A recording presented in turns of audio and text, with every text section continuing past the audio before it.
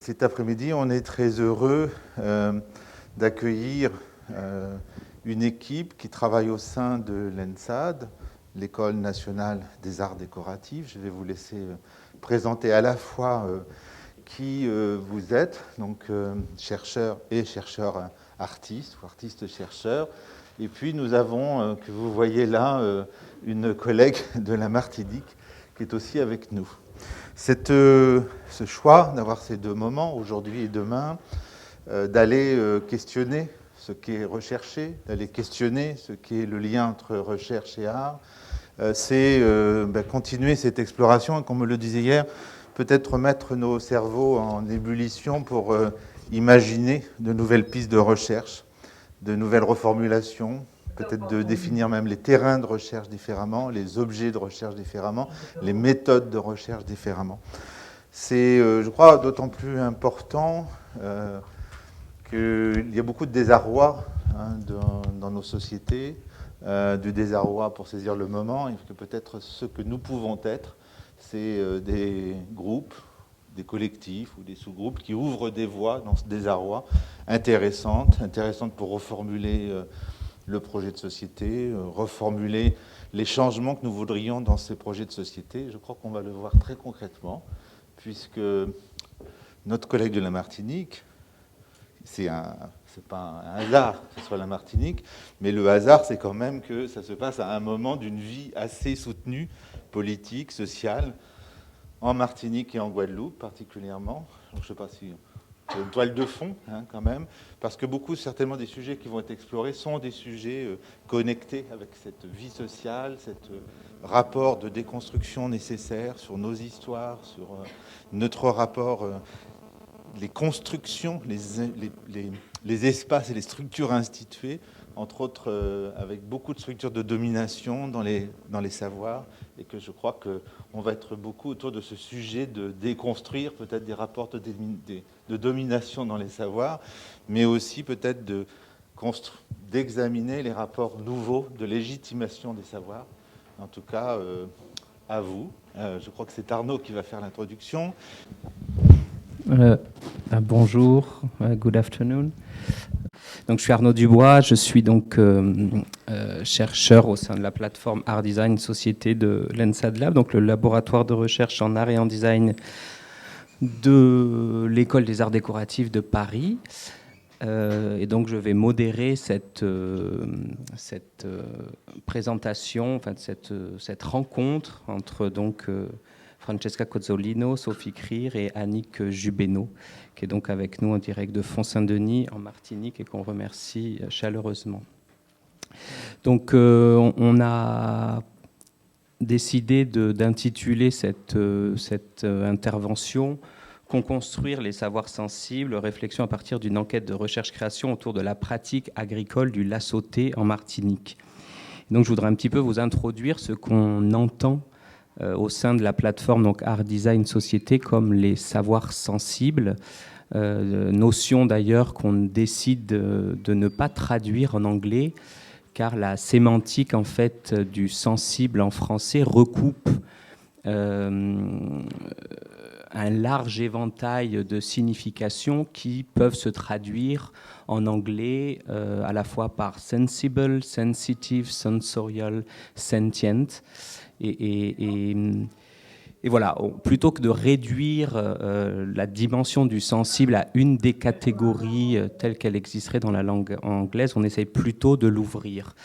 Et ce qui nous intéresse aussi beaucoup d'interroger par cette notion, c'est à la fois aussi la contradiction un petit peu introductive de décider d'accoler comme ça savoir et sensible dans le cadre d'une recherche par la pratique en art et en design, car, je ne sais pas si vous le savez, mais depuis la naissance de la discipline esthétique dans la philosophie allemande avec Kant, la publication de la critique de la faculté de juger en 1792, il sépare radicalement ce qui serait de l'ordre du savoir, qui serait de l'ordre de la capacité justement de formaliser une connaissance du monde, et ce qui serait le rôle de l'art et de l'esthétique, qui serait justement la question du jugement, qui serait notamment non quantifiable, non réductible à un savoir formalisé.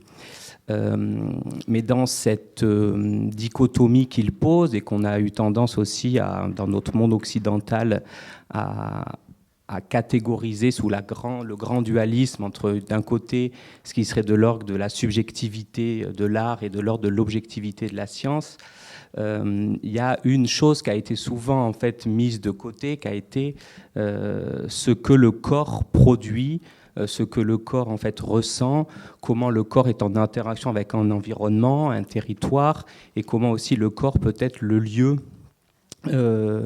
de la rencontre entre des individus, des sociétés, des environnements et une écologie.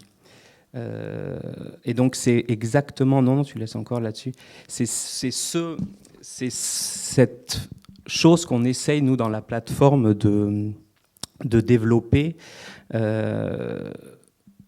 C'est à la fois comment remettre de la corporéité dans la recherche en sciences sociales et comment les pratiques des artistes et des designers contemporains et les collaborations qui peuvent s'établir justement entre des pratiques artistiques et des pratiques de recherche en sciences sociales permettraient de réfléchir à ce que le corps nous dit du monde et ce que les rapports en fait de corps et de monde nous disent aussi de la société telle qu'elle est construite et telle que des collectifs la construisent de façon sensible, c'est-à-dire en mobilisant un savoir qui n'est pas justement un savoir formalisé, objectivable, mais qui fait appel à des multiples dimensions de l'expérience et dont justement l'art est l'une des formulations possibles. Et cela, en fait, c'est aussi à la fois, donc, vu que dès la naissance même de la pensée philosophique sur l'art, on s'est coupé de cette dimension sensible. C'est aussi le cas dans les sciences humaines et sociales, qui a énormément de difficultés à penser le corps et à penser ce que le corps fait et ce que les actions corporelles font faire aux individus au sein de collectifs. Et on utilise beaucoup justement cette belle définition de l'anthropologue Françoise Héritier, donc, qui était le titulaire de la chaire d'anthropologie sociale au Collège de France après Claude Lévi-Strauss et avant Philippe Descola, pardon, de penser que la structure sociale serait totalement découplée de la façon dont les individus vivent et ressentent leur corps et leurs affects.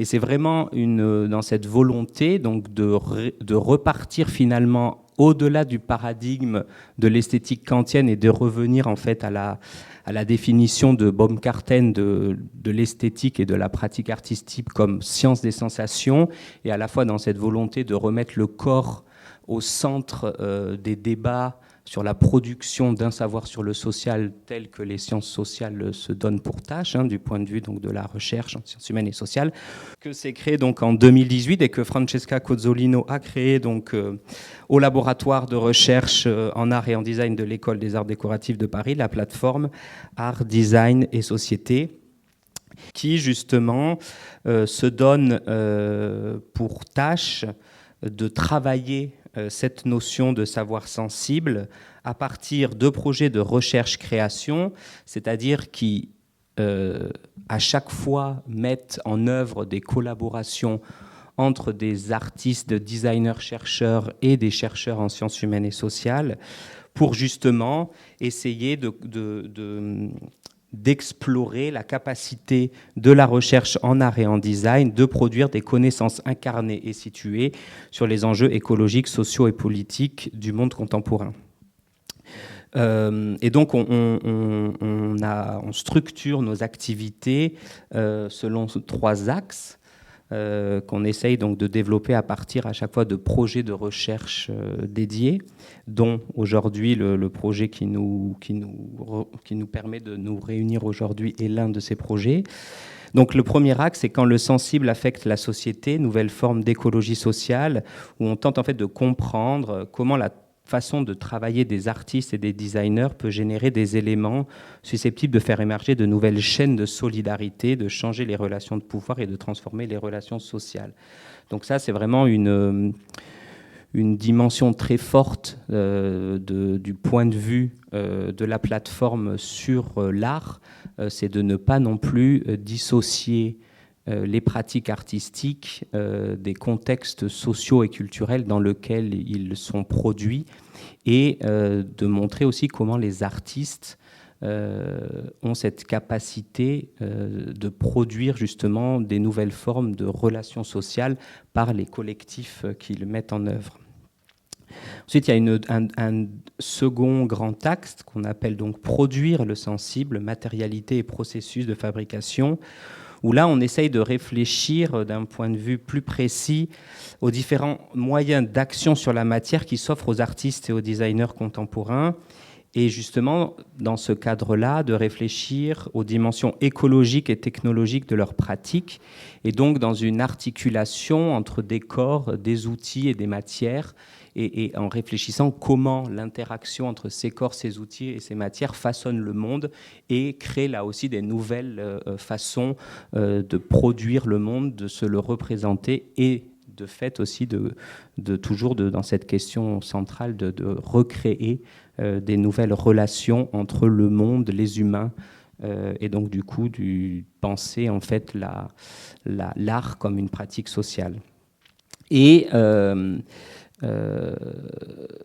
le troisième axe qui nous intéresse, qu'on appelle donc le sensible comme forme de connaissance enquêtée et publiée autrement, c'est de réfléchir aussi au format de diffusion publique de la recherche par la pratique en art et en design, mais aussi du savoir qui est produit en dehors finalement aussi de l'académie, et de réfléchir aussi comment des formes autres que les formes classiques qu'on a tendance à identifier comme des formats de savoir, c'est-à-dire notamment la culture lettrée, la culture écrite, comment aussi on peut investir l'installation, l'exposition, l'oralité, comme aussi des formes de publication et qui créent en fait un nouveau savoir sur le monde. Donc voilà, cette introduction comme ça pour vous expliquer un peu le contexte et d'où on va parler aujourd'hui, qui est donc cette volonté qu'on a de démultiplier et de comprendre ce que pourrait être un savoir sensible et comment l'art et surtout l'articulation entre des pratiques artistiques et des recherches en sciences humaines et sociales qui observent des situations sur des terrains particuliers de comment s'organise justement et comment est produit le sensible. Voilà, c'est dans ce cadre-là qu'on va parler aujourd'hui, donc de cette enquête en cours que mènent donc Sophie et Francesca, qui s'appelle donc Savoir-faire créolisé, une enquête de recherche-création autour des pratiques horticoles de la culture rurale à la Martinique, qui est donc financée par le ministère de la Culture, et dans lequel du coup elles ont l'été dernier entamé une collaboration donc avec l'association La Sautée, dont l'une des membres fondatrices est donc Annick Jubenot. Donc avant de leur laisser la parole, je vais rapidement donc les présenter. Francesca Cozzolino est donc anthropologue. Et donc, elle enseigne les sciences humaines et sociales à l'école donc des arts décoratifs de Paris, et elle est chercheure et donc la fondatrice de la plateforme Art Design Société au sein de l'ENSAD Lab. Elle est aussi membre associée au laboratoire d'ethnologie et de sociologie comparative donc de l'université de Nanterre, et également associée au Centro de Estudios Mexicanos y Centroamericanos de Mexico City. Et donc, elle est spécialisée dans l'ethnographie des pratiques artistiques. Et donc, elle a notamment fait un terrain sur les murales en Sardaigne. Elle est aussi actuellement engagée sur des travaux de recherche sur les pratiques artistiques au Mexique. Et donc, elle développe aussi des projets de recherche-création en collaboration donc avec une artiste, et notamment avec Sophie Krier, qui est donc artiste et chercheur, qui développe donc des outils d'introspection de la prise de parole collective à la croisée de l'art et des sciences sociales. Donc Sophie est diplômée en design textile de la Design Academy de Eindhoven. Donc elle tisse aujourd'hui des narratifs liés à nos façons d'habiter la terre et qui permettent la rencontre de savoirs différents, par exemple avec une série de podcasts intitulée In Research of the Pre-Reverse pour le Newt Institute de Rotterdam. Donc voilà, elle dirige aussi la collection Fil d'essai depuis le 2018. Elle a aussi été elle a dirigé un programme en Art and Design Practice à Collège Roosevelt Milderburg de 2015 à 2020.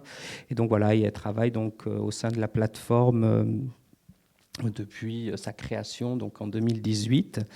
Et donc enfin Annick Jubénaud, qui est donc ingénieure en développement local et action d'insertion, et donc est actuellement donc la directrice de l'association La Sautée, dont elle est un des membres fondateurs. De 2005 à 2008, un collectif d'agriculteurs en activité et retraités ont réfléchi à assurer la sauvegarde de cette pratique du labour traditionnel, dont on va aujourd'hui tenter de vous expliquer ce que c'est et ce que surtout cette pratique recouvre. Et donc, ce collectif, donc l'association La Sautée, a interrogé comment et pourquoi le La Sautée pourrait retrouver une utilité économique, mais avant tout une éthique, afin de devenir ou de redevenir un moyen de cohésion sociale. Et Annick Jubénaud est une des porte-paroles de l'association La Sautée. Donc je vous remercie et je vais vous laisser tout de suite la parole. Merci beaucoup Arnaud. Je reprends la parole. Donc Arnaud, il est tellement modeste qu'il ne s'est pas présenté. Donc Arnaud Dubois, anthropologue, enseignant donc à l'ESA de Limoges, associé également à ENSALAB, le laboratoire des recherches en art et design de l'École nationale supérieure des arts décoratifs, et intervient également dans différents contextes de recherche en collaboration avec l'ECNAM et plusieurs universités en Europe. Donc je vais faire court, spécialisé surtout sur l'anthropologie de la couleur. Vous pourriez trouver son dernier livre chez Brepols, si je ne me trompe pas. Voilà, donc bonjour à toutes et à tous. Donc, merci déjà pour cette invitation à Pascal Brunet, à toute l'équipe des Relais Culture Europe. Ah bah tiens, ça va être mieux comme ça. À toute l'équipe des Relais Culture Europe de cette belle invitation. Donc à partager avec vous dans un contexte très stimulant nos recherches, donc avec des professionnels de l'art et de la culture et de la société civile. Un grand merci à Annick Jubénaud d'avoir accepté de nous accompagner aujourd'hui. Et merci Arnaud pour cette belle introduction. Alors, ça va faire créoliser et est une enquête de recherche-création qu'on développe depuis 2020 avec donc Sophie Krier,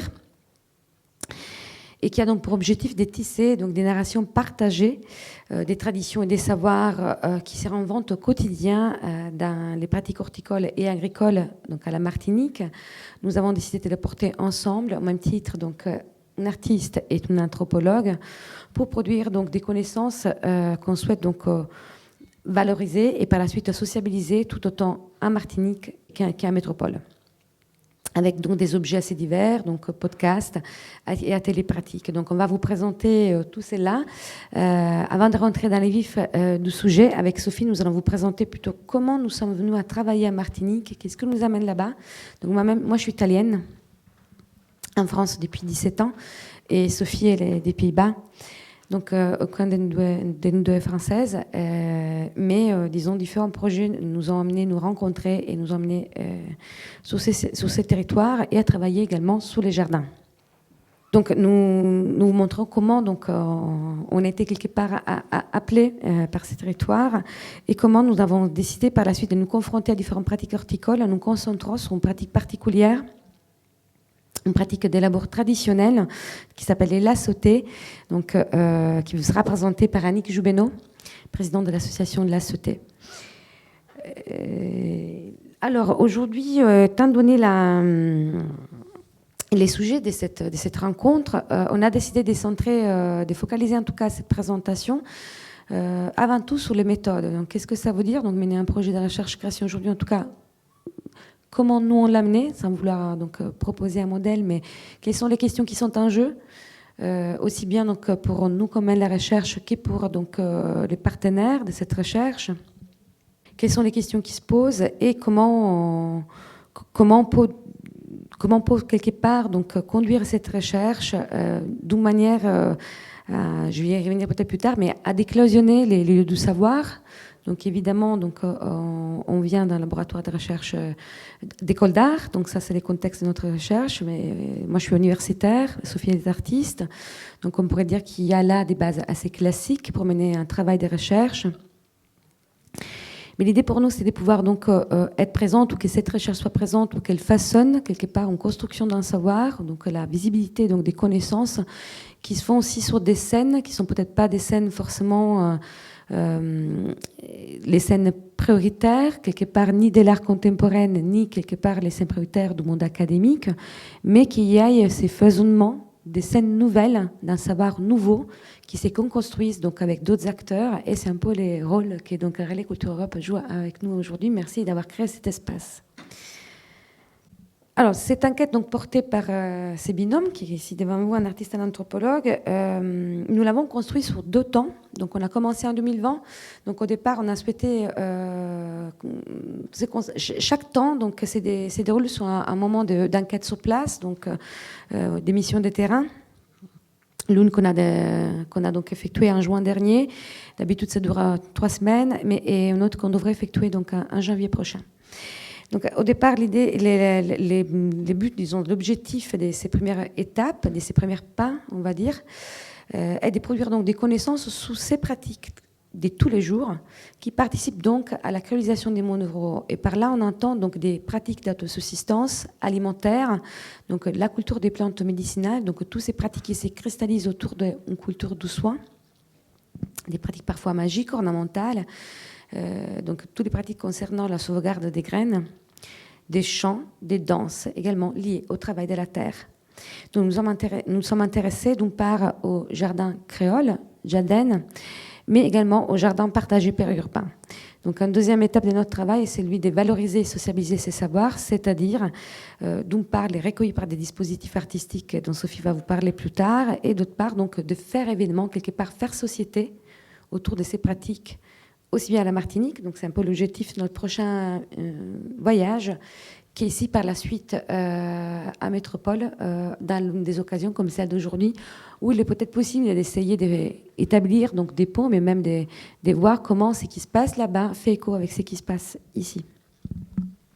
Alors comment nous sommes arrivés à Martinique? Je vous disais, c'est pas un hasard, c'est pas un choix qui s'est fait de manière anonyme, cela fait sens avec le fait qu'on s'insère donc dans un contexte scientifique et artistique de l'école d'art, mais surtout on a créé ce projet de recherche à la suite d'actions précédentes, donc d'actions pédagogiques et de recherches qu'on avait entreprises toutes les deux à d'autres moments donc de notre parcours. Alors, pour moi, il y a d'une part la rencontre avec, je dirais, les arts en Martinique, mais également donc avec la culture artistique des artistes de la diaspora antillaise, qui s'est faite avant tout en Afrique. Moi, j'ai travaillé pendant très longtemps en Sardaigne, mais par la suite, je me suis déplacée en Afrique, donc au Bénin, en Mozambique, et puis je suis revenue en France où j'ai travaillé à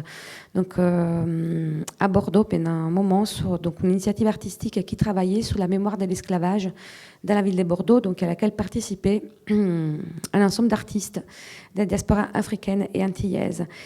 Et j'ai par la suite commencé donc à enseigner, donc à intervenir régulièrement en tant qu'enseignante au campus caribéen des arts, à l'école supérieure d'art des Fort-de-France. Donc,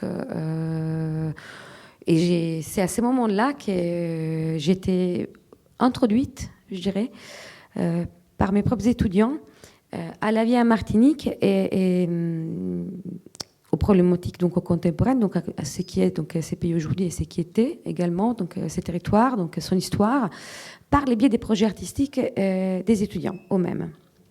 Du côté de Sophie, il y a également des antécédents, et je vais te laisser en parler. Oui, donc de mon côté, Arnaud l'a mentionné, je dirige une série de livres qui s'appelle Field Essays depuis 2008. Et j'étais à la Cité des Arts d'ailleurs pour l'avant-dernier. Mais le dernier s'appelait Éloge créole et il parlait du travail d'un duo de designers qui est basé entre Paris et la Guadeloupe, Dash et Zéphyr, et qui s'intéresse au savoir-faire négligé, oublié des Antilles françaises. Ils ont fait ce travail en plusieurs chapitres. C'est une recherche à long cours. Ils l'ont fait en Guadeloupe. Et avec le livre, j'ai publié sur leur recherche de terrain en Martinique. Et j'ai contextualisé leurs recherches en les mettant en dialogue avec, par exemple, le sociologue et poète André Lucrèce, qui est intervenu dans le livre, mais aussi Thomas Golsen, qui a fait des parallèles avec l'histoire de l'art en Europe, et la critique culturelle Lucie Cotter, qui a beaucoup interrogé comment leurs objets s'inscrivent dans les économies de pouvoir auxquelles les objets de design aujourd'hui sont assujettis. Et là, vous voyez une carte qui est la partie centrale du livre, où Dash et Zéphyr ont fait des dessins, des esquisses de savoir-faire et de matériaux, ou de ce qu'ils appellent des richesses en fait, de l'île. Donc ils n'utilisent pas le mot ressources, ils utilisent le mot richesse. Et la citation que vous voyez à droite, et ça montre un petit peu aussi la collaboration entre moi et Francesca, c'est une citation que Francesca a rajoutée à la slide pour aujourd'hui. L'objet n'est jamais seulement matériel, c'est-à-dire inscrit dans un circuit de production et un circuit commercial, fabriqué, échangé, vendu. Il porte toujours des traces immatérielles, des moments de fabrication et d'échange. Et je pense que cet échange-là qu'on a, c'est quelque chose de très riche qui permet de construire. Donc, entre autres, la publication a permis aussi de mettre en place une journée d'études avec la plateforme qui s'appelait Créolisation par l'art et le design, créée dans le tout monde. Et c'était une journée entière pour laquelle on a convoqué un certain nombre de personnes, dont Christine Chivalon, Florence Lazare, Rudy Bord était là, Denetem Touambona, qui actuellement a une très belle expo au domaine de Vasilières, La sagesse d'Eliane, qui nous a parlé du rapport entre fugue, donc les formes de vie, et résistance furtive, et refuge, les espaces-temps que ces fugues déploient, ou encore Rolando Vasquez, qui nous a parlé de comment la décolonialité et la créolisation en tant que pratique située offrent des alternatives à cette modernité que nous vivons ici et qui est très eurocentrée. Donc on voulait cette journée vraiment comme un espace de réflexion sur la notion de créolisation dans toute sa richesse épistémologique, linguistique, politique et culturelle. Et donc en fait, et j'ai oublié de le dire, le modérateur m'avait bien dit de le dire en amont, donc il y a deux en fait lignes dans ma recherche, dans ma propre pratique artistique qui m'ont amenée en Martinique. Il y a cette question de la créolisation qu'on a donc pu creuser avec le livre et avec cette journée d'études. Et puis, il y a mon intérêt aussi pour les jardins comme lieu de savoir, lieu de rencontre, et les plantes dans les jardins comme des maîtres peut-être dont nous avons beaucoup à apprendre. Et c'est aussi quelque chose dont nous avons beaucoup discuté avec Annick Jubénaud et dont elle pourra aussi nous parler plus tard. Donc là, à l'image, vous voyez un métier à tisser installé dans un jardin partagé urbain de la ville de Bolzano, dans le sud Tyrol, en Italie. Et ça fait partie d'une recherche à long cours aussi, une résidence sur 1 an dans ce cas-là qui s'appelait School of Verticality, école de la verticalité, qui parle en fait du mouvement que les plantes font, c'est-à-dire qu'elles s'ancrent dans le sol et elles s'élèvent vers le ciel. Et ce mouvement-là, on peut aussi le comprendre comme un mouvement d'accès à la mémoire. Par exemple, c'est pas pour rien qu'en archéologie, quand on creuse des strates, on descend dans le temps. Et là, sur les images, vous voyez un poster et une affiche de tout le programme de l'année avec des dessins qui essayent de recréer les différents mouvements qui m'intéressaient. Là, vous voyez Orto Semirurali Garten. Donc, c'est un jardin qui a un nom bilingue, italien et germanophone, et ça a à voir avec l'histoire du lieu et la précarité aussi du lieu. Donc un quartier qui a été fondé par Mussolini à l'époque de l'annexation de cette partie de l'Italie. Beaucoup de travailleurs du sud de l'Italie ont été forcés d'émigrer dans cette partie pour travailler dans les scieries de l'autre côté de la rivière. Et aujourd'hui, ce même lieu-là est devenu un jardin périurbain avec une très riche diversité, aussi bien biologique que culturelle. Donc c'est en fait très très beau que par un retour de l'histoire, il y ait des choses comme ça qui soient possibles. Et le métier à tisser est installé donc, dans ce jardin, suite à une série d'esquisses de mon côté pour essayer de comprendre qu'est-ce qui ferait sens de faire dans ce jardin, parce que ce que j'avais compris, c'est ce qui manquait, un abri tout simplement, et deux, un endroit pour partager et peut-être aussi prendre le temps de ressentir la valeur de ce lieu pour le quartier. Et je m'intéressais de mon côté déjà au tissage. Et là, vous voyez le métier à tisser activé le jour de la fête de la récolte en Italie. Donc c'est intéressant le métier à tisser parce qu'il y a les trames verticales et horizontales. On pourrait dire beaucoup là-dessus. Dans ce cas-ci, on a tissé avec des résidus de textiles industriels de la région de Bolzano. Et ça créait aussi une espèce de paroi. Comme le métier était vertical, on était assis des deux côtés. Et le tissage, c'était pas la seule chose qu'on faisait, parce qu'en fait, on utilisait le tissage pour récolter des histoires, des paroles qui émergent pendant cette activité de tissage. Et vous voyez à droite une petite fiche qui était la fiche portrait de jardin. Donc ici, à l'image, Francesca interview Mohamed, qui est un ancien tailleur du Maroc, qui du coup est devenu notre maître tisserand au jardin, parce qu'il tissait mieux que tout le monde. Et c'est lui qui finalement apprenait à tout le monde comment faire. Et lui, le jardin qu'il tissait pour nous, c'était le jardin de la paix. Donc c'est pour ça qu'il utilise ces couleurs-là. Donc ici, on voit Nima et Iba, deux jumelles du Maroc, qui montrent leur ligne de vie. En fait, c'était une autre chose sur laquelle on travaillait, c'est de tisser des lignes de vie et de marquer des moments forts dans sa vie, dans sa trajectoire culturelle. Et ça, c'est la dernière image de ce métier à tisser, où on voit en fait un peu qu'après une journée de tissage en collectif, ce qu'on a, c'est un peu comme une carte mentale, mais ça ressemble aussi un peu à des sillons dans la terre. Et voilà, je voulais partager ça avec vous comme antécédent de ce qu'on va, j'espère, faire en Martinique. Petit détail, c'est 2 têtes de chevaux placées en guise de bon augure. C'est une tradition dans le haut des Alpes, et j'ai fait descendre ça dans la vallée de Bolzano. Et ce qui est très beau, c'est qu'avec ce genre de signes comme ça, je crois qu'en Martinique, on appelle ça des rituels pour ou des rituels contre, mais peut-être Annick, vous pourrez me corriger tout à l'heure. C'est que par exemple les familles kourdes qui jardinent dans ce jardin, pour elles, ces 2 têtes de cheval représentent une expression qui leur est très chère, qui est que seuls les chevaux et les montagnes sont nos amis. Et cette intervention dans le jardin de Bolzano a permis de donner lieu à un début de collection d'histoires de graines. Histoire de graines qu'aujourd'hui je continue de mettre en réseau à travers dans différents lieux. Donc là, c'est un lieu en Autriche, mais j'habite à La Haye et je travaille aussi là-bas dans un jardin communautaire où je récolte aussi ces histoires. Donc c'est une question de mise en réseau.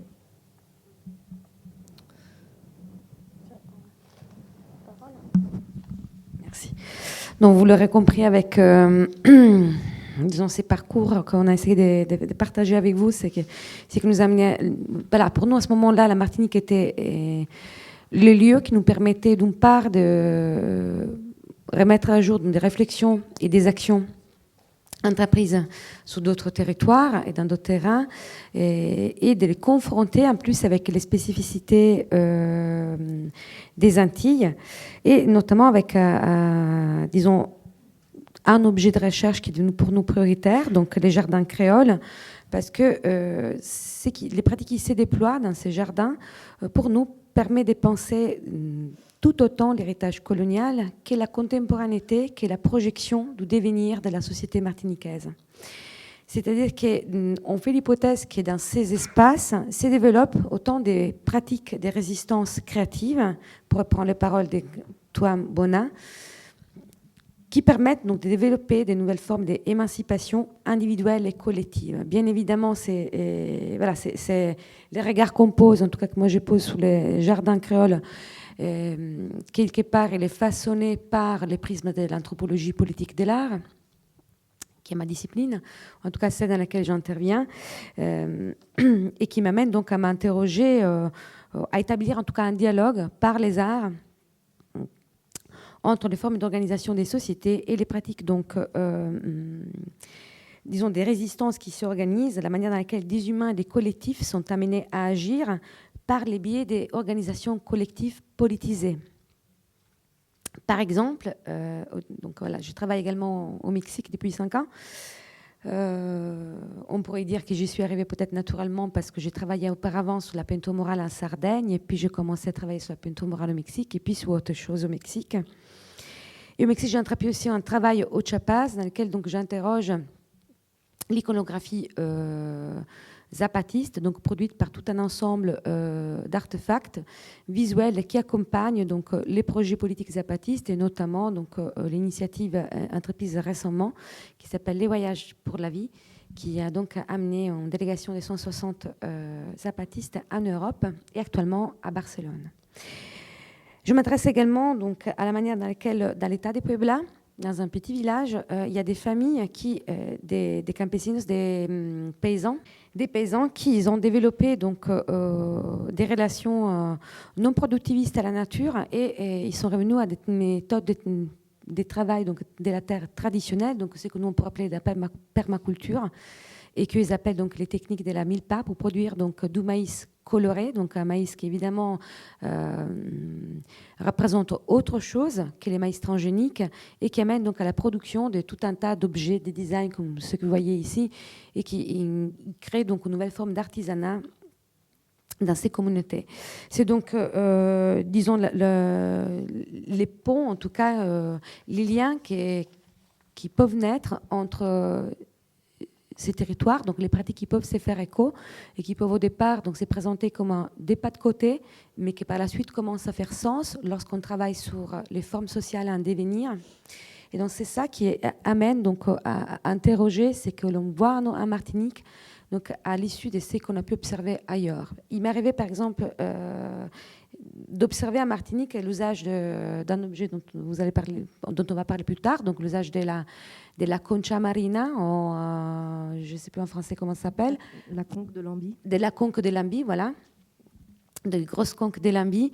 Annick va nous en parler. Donc c'est un objet qui est important au sein de la sauté, et c'est un objet qui est très important également pour les sociétés mayas en particulier. Et par exemple, comme on convoque donc des personnes à cultiver la terre avec la conque de Lambie au Chiapas, donc un terre maya, des enfants se servent donc de la conque de Lambie pour convoquer les enfants à l'école.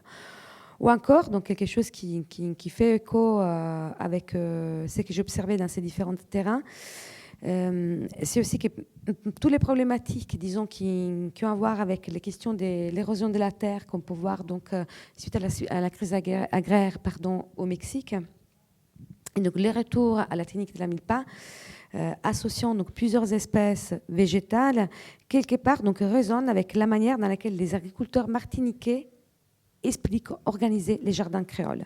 C'est donc voilà, de manière plus large, les chantiers de réflexion plus globale sur l'efficacité politique de l'art que je mets en place donc dans ces enquêtes afin de saisir ce qui se joue au niveau politique, écologique, dans des sociétés confrontées à des situations de crise. Donc il peut s'agir d'une crise économique, l'héritage du système colonial, ou bien l'extractivisme des ressources, des frictions entre développement local et développement global, des inégalités sociales, des violences des genres, ou encore des violences d'État. Oui, donc comme le disait Francesca, pour nous, quand on a commencé ce terrain en Martinique, un des grands enjeux, évidemment, c'est la question des mondes ruraux martiniquais, comment déjà on peut les comprendre, en quoi ils consistent, dans toute leur diversité et complexité. Donc, avant d'être sur place, évidemment, on a lu beaucoup de choses. Je pense notamment à Jean-Valéry Marc, dont il y avait une image dans la slide précédente, qui parle des tensions comme le mitage, donc c'est-à-dire la multiplication de résidences en milieu rural, mais sans vrai plan d'urbanisme, donc densification du bâti. Mais je pense aussi au fait que si on pense au monde rural, c'est pas seulement le monde agricole, c'est aussi la question des énergies renouvelables. En Martinique, c'est tout l'ensemble des représentations collectives. Et du coup, face à tout ça, quelles sont les urgences? Et ce que l'association La Sautée, par exemple, fait, c'est vraiment mener des actions de préservation du patrimoine, de pratiques rurales, et par ça aussi de la biodiversité. Peut-être que Annick en parlera, du lien entre ces deux choses-là. On peut aussi, quand on pense au monde ruraux en Martinique, il y a aussi toutes les questions évidemment liées à l'exportation, puisqu'on parle d'une île. Et les deux images que vous voyez à l'écran sont des captures d'écran issues du film « Tu crois que la terre est chose morte » de Florence Lazare, qu'on avait invité à notre journée créolisation. Un très très beau film qui parle du système de plantation autour de la banane et notamment aussi qui dénonce toute la situation autour du chlordécone. Florence Lazare, qui donc a aussi été une interlocutrice précieuse pour nous dans la préparation du terrain et pour comprendre qui on pouvait rencontrer quand on irait en Martinique. Oui, alors un grand merci déjà à Florence Lazare pour nous avoir guidé ses premiers pas à Martinique, dans lesquels nous avons un peu concentré nos actions sur des observations à petite échelle, c'est-à-dire qu'en faisant l'hypothèse que pour répondre à ce qu'on peut appeler, en reprenant Dana Haraway, les troubles du contemporain, donc nos situations de crise, on a décidé d'observer plutôt cette réponse qui était apportée au niveau local, voire à micro-échelle, et qui sont apportés par des petits producteurs indépendants qui innovent avec des techniques ancestrales pour cultiver la terre de manière respectueuse de l'environnement. En milieu urbain, il y a aussi les initiatives des locaux, voire d'associations militantes, donc des réalisations, des créations des jardins à partager, tels que celui des Traînelles Citron à Fort-de-France, qui viennent donc enrichir les foisonnements des jardins familiaux et favorisent donc la cohésion sociale et également la rencontre de différents, cercles des citoyennes qui font la ville de Fort-de-France. Alors, avant de se rendre donc sur ces terrains, de commencer à travailler sur place avec les associations locales, ce qu'on a fait, c'est que, et c'est un peu, disons, la méthode qu'on a mis en place de travail avec Sophie, c'était donc travailler, faire un point d'état de l'art, de tout ce qui existe quelque part, ou même au niveau artistique, concernant les questions qui nous intéressent des mondes horticoles à Martinique, mais surtout essayer de pouvoir un peu créer donc un cadre théorique de réflexion, pouvoir nous aider donc à penser des questions qui étaient anciennes, donc spécifiques à la société antillaise, mais aussi ceux auxquels donc la société antillaise fait face aujourd'hui. Donc ces cadres théoriques est construit d'une part donc sur les études sociologiques des Antilles francophones, en faisant donc l'hypothèse que les jardins sont révélateurs donc de la cosmologie antillaise et matérialisent aussi bien la relation que l'on entretient à l'environnement, qui est l'entourage social, qui est comme tout, donc la relation qu'on entretient encore avec la mémoire de l'esclavage.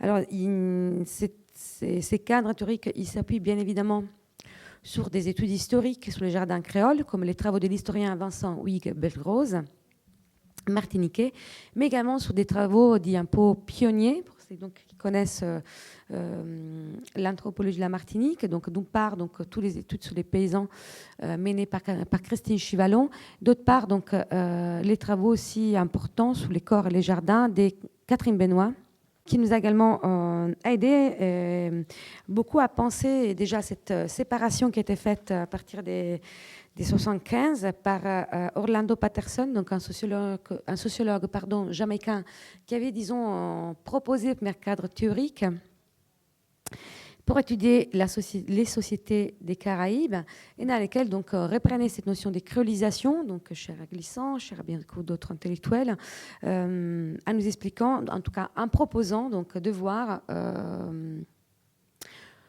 de prendre acte des deux dynamiques des créolisations. Donc d'une part, ce qu'il appelait la créolisation donc segmentaire, et d'autre part la créolisation synthétique.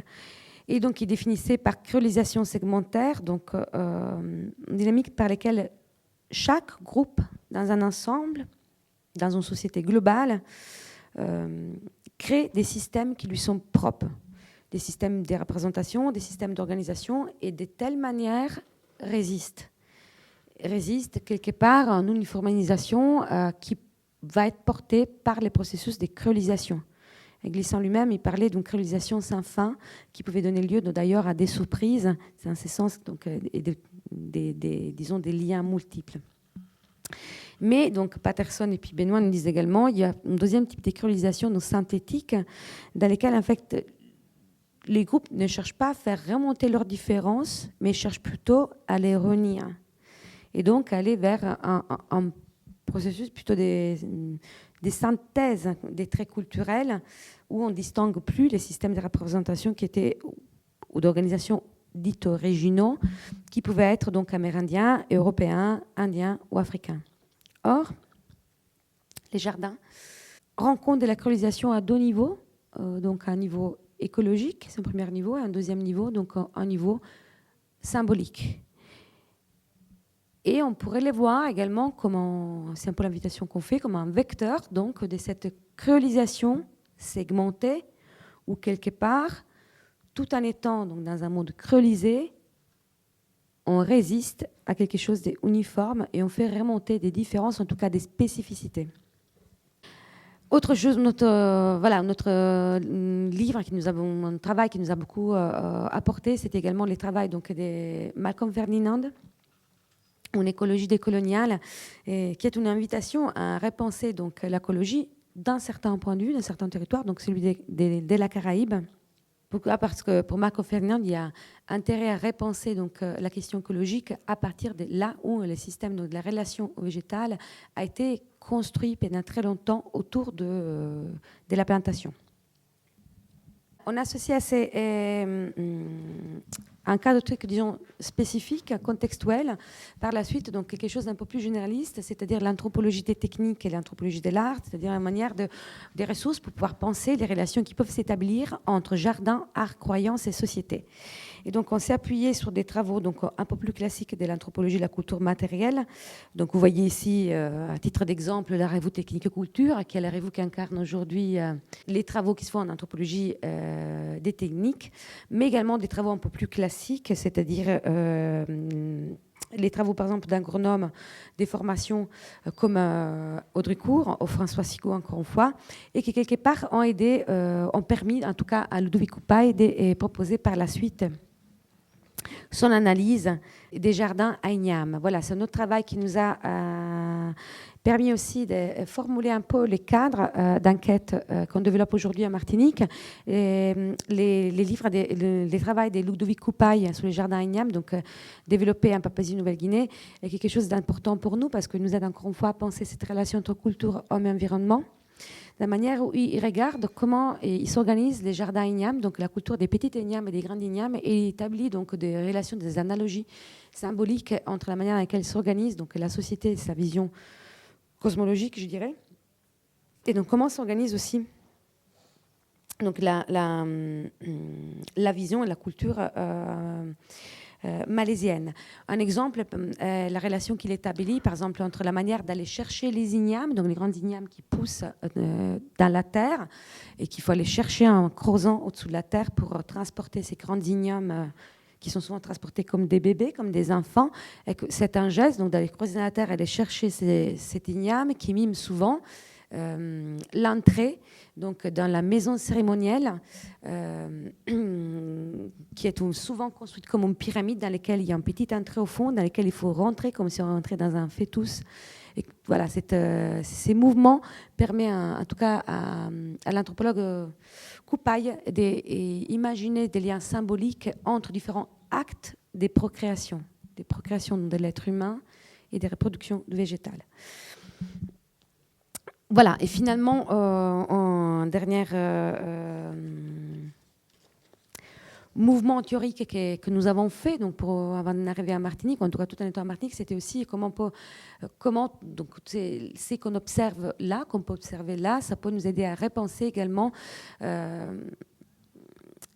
des nouveaux mouvements de démocratie, c'est-à-dire qu'est-ce que ça veut dire cultiver la démocratie, comment on cultive son jardin. On se réfère là à la philosophie pragmatique de Joël Zask et donc à un livre dans lequel il retrace un petit peu donc l'histoire des formes démocratiques modernes et la manière dans laquelle ceci hérite énormément des formes d'organisation des paysans aux États-Unis et en France. Elle fait par exemple l'exemple du plateau du Larzac que vous connaissez peut-être si vous connaissez un peu la France. voilà, donc en faisant cet exemple, elle nous invite à reconsidérer donc le rôle des paysans dans la création des formes démocratiques. Et l'idée, c'est aussi peut-être de voir si on ne pourrait pas proposer une autre figure du paysan par rapport à une figure classique, donc une figure dans laquelle être paysan ne voudrait pas dire seulement être lié en ferme ou en champ, mais ça veut dire de manière plus générale être lié à un environnement, donc un environnement qui est fait évidemment d'une construction spatiale et culturelle, ce qui nous permettrait de dire donc, que c'est cette posture-là, donc du paysan, dans le sens de la personne qui est attachée à son espace et à sa culture, qui permettrait donc de faire face aux crises écologiques que nous traversons aujourd'hui. Donc, dans la reprise, évidemment, un peu, j'ai fait vite. Je pourrais y revenir plus tard si vous voulez. Je fais vite pour qu'on rentre donc, dans notre terrain à la Martinique, ce qui permet donc de rebondir, en tout cas de faire un clin d'œil aux théories sur l'écologie sociale des Guattari et des Deleuze, et de penser aussi les jardins comme les résultats d'un certain système de connaissances techniques et une œuvre d'art collective à la suite de la proposition de Alfred Gell, Gardens and Art. J'en viens là, donc voilà notre travail actuel à Martinique, la manière dans laquelle nous avons d'une part commencé à interroger les pratiques liées à la ruralité, donc en mettant également à profit les observations d'anthropologues qui parlent également de d'autres endroits, donc pas que de l'Europe. Donc on pense plus précisément à Arturo Escobar, donc un anthropologue colombien, et à son travail sur sentir penser avec la terre, mais également on a essayé de prêter attention non seulement à des points de vue intellectuels venus d'ailleurs, donc, mais également à ce que l'on pouvait remarquer, observer ou décrire à Martinique concernant donc d'une part les traditions d'entraide qui se développent, donc les la sauté, donc qui va être l'objet de la communication d'Yannick Joubeno, et également donc les manifestations plurielles d'une intelligence rosée pour lesquelles je vais te repasser la parole, Sophie. Oui, donc intelligence rusée qui, pour André Lucrèce, veut dire une intelligence qui va au-delà de la débrouillardise. Il en parlait dans le livre Éloge créole. Et aujourd'hui, ça reste une notion qui est dans notre arrière-pensée, disons, quand on commence en effet un terrain comme ça et qu'on commence à essayer on fait des photos, on fait des dessins, on commence à écrire des choses. Et là, ce que vous voyez à l'écran, c'est une capture d'écran d'un Padlet, donc d'un site, mais qui est privé, que Francesca et moi partageons pour partager justement des choses issues de nos expériences, de nos vécus pendant ce premier terrain. Et je vais faire un zoom sur un aspect. Par exemple, là, c'est une capture d'écran du logiciel de montage audio que j'utilise. Là, je suis en train de monter justement l'entretien avec Annick Joubeno. Et vous voyez, il y a un track avec toutes les couleurs, et puis il y a encore il y a 2 tracks en dessous qui sont en mode mute pour l'instant, mais qui vont se rajouter, c'est les bruits de fond, etc. Et en fait, j'ai mis cette image ensemble avec l'image de couverture du livre que l'association La Sauté a publié et que j'ai ici avec moi. Donc si vous voulez le feuilleter après, vous pouvez. Très très beau livre qui parle du cercle de la vie avec l'image du tambour en couverture. Et en fait, ça m'a fait penser, ce cercle de la vie, c'est aussi ça l'oralité. C'est pour ça aussi qu'on a choisi d'une part le podcast comme façon de récolter les histoires. C'est aussi pour faire circuler la parole. Et puis l'oralité, c'est aussi un espace de la mémoire. On peut aussi dire que l'oralité, par rapport au créole, par exemple, on n'a pas du tout parlé du créole maintenant. Je pense que Annick va peut-être nous en parler. Parler du la sauté en français ou parler du la sauté en créole, c'est autre chose. Donc on est bien consciente qu'on a capté une partie de ce que signifie le la sauté et certainement pas tout. Mais on espère, un peu comme dans ce travail de montage audio, d'arriver quand même à tisser quelque chose qui fasse sens. Et là, vous voyez donc le deuxième petit dispositif qui sont ces fiches, dont j'ai aussi quelques exemplaires ici avec moi aujourd'hui. Ces fiches qui sont en même temps très pratiques. Donc il y a moyen de noter par rapport à une graine ou une plante quand la semer, dans quel cycle lunaire, combien d'eau, combien de soleil cette plante a besoin, etc. Et en même temps, chaque histoire comme ça, qu'on récolte, elles nous envoient toujours vers une autre histoire. Donc là, vous voyez les mains de Emmanuel Nossin, ethnopharmacologue qui est fondateur du réseau Tramil, dont je pense qu'on a un petit... Ah oui, voilà. Francesca a emmené le joli guide pratique Tramil aussi, qui est un guide pour apprendre à se guérir soi-même avec les plantes. Le réseau Tramil recoupe 130, il me semble, scientifiques de tout le réseau caribéen. Donc c'est vraiment impressionnant. Et là, Emmanuel Nossin, dans cette photo, il nous parle d'une plante de la pharmacopée amérindienne qu'il souhaiterait voir sur le drapeau martiniquais. Donc il parle de plantes, mais en même temps, il parle aussi d'identité et de symbolisme, quelque part. Nous avons choisi des lieux particuliers qui nous ont parlé lors de notre premier voyage, dans lesquels donc utiliser donc et mettre à l'épreuve ces dispositifs de narration.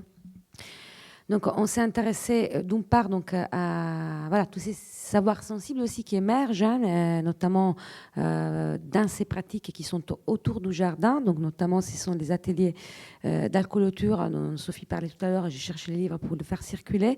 D'autre part, on s'est intéressé donc au jardin des traînelles citron. Ouais, des traînelles. Merci beaucoup. Des traînelles citron. Donc vous voyez une photo ici en bas à gauche. Et donc à l'association de la Sauté, donc les activités qui y sont menées à Fonsani, et à trouver donc des manières, donc quelque part, de faire alliance avec les acteurs de la société rurale martiniquaise, c'est-à-dire donc à faire si que ce qu'on fait puisse quelque part leur servir et puisse aussi aller dans le sens d'une recherche qui est ancrée d'une part dans les lieux où elle s'est produite et au sein des phénomènes qu'elle interroge. C'est qu'il y a aussi un peu, je dirais, la spécificité de l'anthropologie de participer forcément aux phénomènes sociaux qu'elle interroge. Donc, nous voici enfin de retour à Font-Saint-Denis. Donc, Annick Jubénaud, en ce moment, vous êtes dans votre bureau de l'association La Sauté, qui surplombe la colline qu'on voit sur la photo de gauche. Et cette image-ci a été prise le 19 juin dernier, quand on a pu assister à un de vos La Sauté. On voit un carbet, donc le mot pour abri, le mot local pour abri, qui abrite justement toutes sortes de casseroles avec cuisson sur feu, avec plein de bonnes choses qui après sont servies aux laboureurs et aux travailleurs du jour. Puis la deuxième photo à droite de ça, c'est les magnifiques sillons qui ont été créés à la suite de ce La Sauté, donc qui d'abord remontent et puis qui après redescend. On le verra dans la vidéo dans un instant. Et j'ai noté quelque chose, Annick, peut-être vous pourrez revenir dessus. Je ne sais pas si je le prononce bien, mais tout moon, c'est moon. Tout le monde, c'est moon. Tout moon. Chaque personne, tout le monde, c'est moon. C'est chacun est une personne à part entière, c'est une individualité. Et c'est une façon de dire qu'on est tous singuliers et c'est nos différences qui nous rapprochent. Et c'est le fait de mettre nos différences ensemble qui permettent de cultiver notre jardin intérieur et extérieur. Waouh, ouais, voilà. Et du coup, c'est super, ça marche ça. Et du coup, la deuxième expression que j'ai mis à droite, que je vais vraiment pas pouvoir arriver à dire, je ne déplace pas ma terre. Alors, mon paquet déplacé, témoin. C'est une façon, alors, je pense que la phrase a été complètement retirée du contexte. Je suppose que c'est de l'interview que vous avez récupéré ça. Mais c'est une façon de dire que on est ancré dans la terre. C'est elle qui nous attire. Et, on ne part pas avec elle. On est la terre. Et c'est quelque chose d'important. Et dans la symbolique, avant, quand les gens partaient pour l'immigration, ils partaient toujours avec un petit sac de terre de l'espace là où ils ont vécu, dans le but de revenir. Et ça a du sens, tout simplement parce que c'est la terre qui nous nourrit, donc on doit la chérir. Et il faut qu'on arrête d'être dans du surproductivisme en lui mettant des choses qui, en réalité, à terme, c'est de l'asphyxie et on tue tous les êtres vivants dedans juste pour obtenir du produit, on oublie de la choyer, de la cultiver, de l'honorer pour qu'elle puisse nous donner à boire et à manger. Ouais. Et là, Annick, je vous ai, juste avant dernière image, avant de lancer la petite vidéo de 10 minutes sur le La Sauté, qui fera intermède avant que Annick intervienne et nous parle un peu de l'histoire du La Sauté. Là, j'ai fait quelques dessins de aussi bien le chapeau Bakoua, les sillons, ouais, les tambours dont Alain, le conteur, qui était présent à votre La Sauté, il m'a dit qu'il aimait bien ce dessin sans joueur dessus, parce qu'il disait le tambour n'a personne dessus, j'aime ça, celui qui joue, on ne le voit pas, parce que le son n'est pas visible. Mais je me demande si... Alors, vous savez, il y a une chose que, en faisant le La Sauté, j'ai changé d'échelle de valeur. Parce que je viens du monde de la gestion d'entreprise qui veut qu'on soit dans des obligations. Et quand je suis arrivée, je me suis heurtée à un monde qui est complètement différent, qui est le monde du respect de la vie et de cette capacité, même dans les moments difficiles, de croire que la vie va toujours trouver la solution parce qu'elle a à l'intérieur d'elle-même la solution. Et un agriculteur chez nous, pas avant la récolte, ne va vous donner le tonnage de ce qu'il va obtenir. Parce que comme ils m'ont expliqué, j'avais du mal à comprendre, et ben pour peu, parce que nous, on travaille en plein champ, nous n'utilisons pas de produits phytopharmaceutiques. Donc, imaginez qu'on est en plein midi, une grosse pluie, et ensuite le soleil revient. Si vous avez planté des concombres, vous avez perdu toute votre production de concombres. Donc, vous ne pouvez compter que ce sur lequel vous avez vraiment récolté. Donc, on ne fait pas d'anticipation extrême. On dit simplement, voilà l'orientation. Donc, voilà. Je propose qu'on passe tout de suite donc, à la projection du petit film, Annick, et puis on vous laisse la parole. D'accord. Ça va ?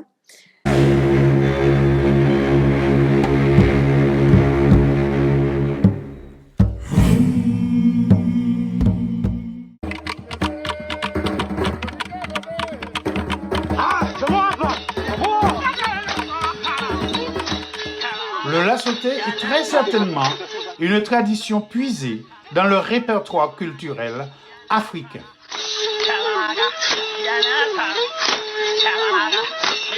Afin de survivre au lendemain de l'abolition de l'esclavage et de ses conditions de vie effroyables et scélérates, les nouveaux livres remettent d'actualité ce subtil savoir-faire bien ancré dorénavant dans les mœurs martiniquaises.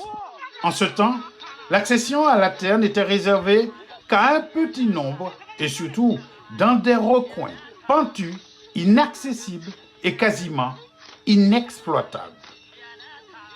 Faisant appel à leur mémoire et aux gestes de leurs ancêtres, les Martiniquais développent cette coutume agraire de compensation qui perdure jusqu'à nos jours.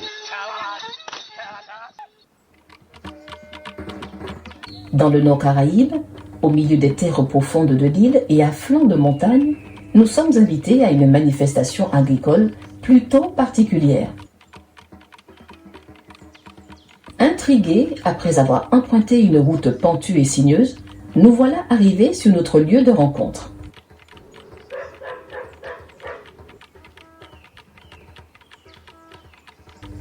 La température matinale est d'environ 22 degrés et plutôt clémente par rapport au niveau de la mer.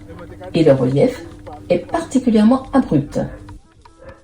Ce qui nous interpelle, c'est l'arrivée de personnes munies d'instruments de musique typiques à la Martinique, tels le tambourbélé, le strombougiga, qui pour rappel est une espèce de mollusque marin que l'on peut trouver en zone équatoriale et tropicale de l'Atlantique ouest, notamment aux Antilles et en Floride.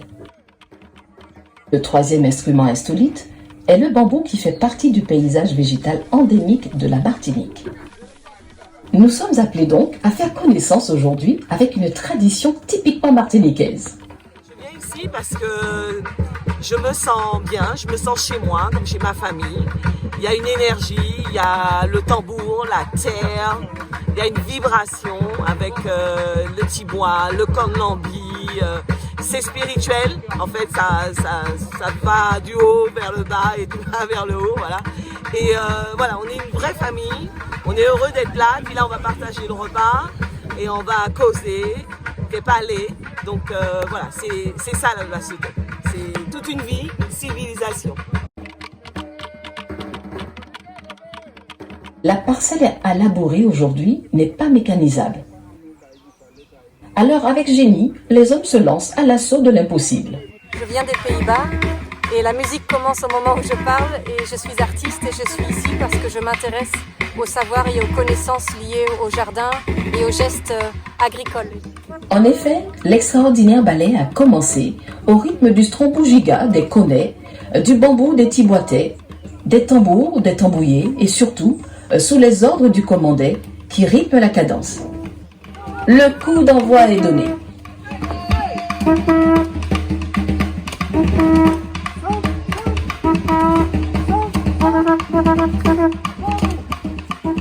À la vue de cette parfaite synchronisation entre musiciens et travailleurs, on comprend mieux l'intérêt que portent les scientifiques et les étrangers à cette fabuleuse pratique. Je suis italienne, mais je vis à Paris, où je travaille comme enseignant-chercheur. Et c'est dans le cadre donc de mes recherches sur comment les sociétés s'organisent aujourd'hui par des pratiques horticoles que je suis venue ici à la Martinique et je m'intéresse donc au la sauté.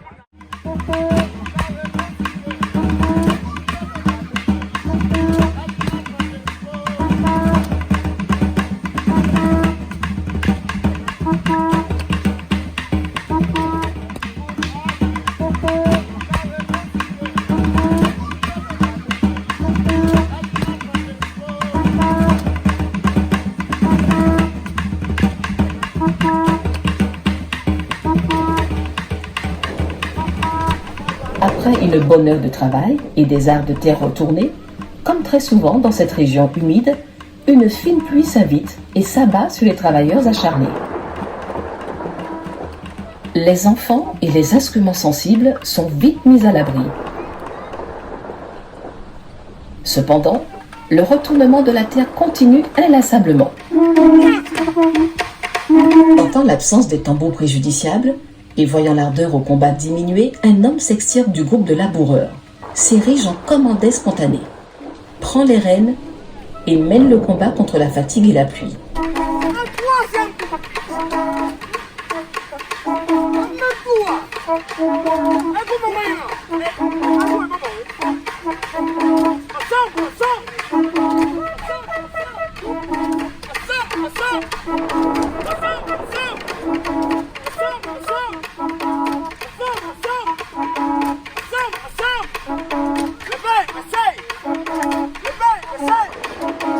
Le résultat ne se fait pas attendre.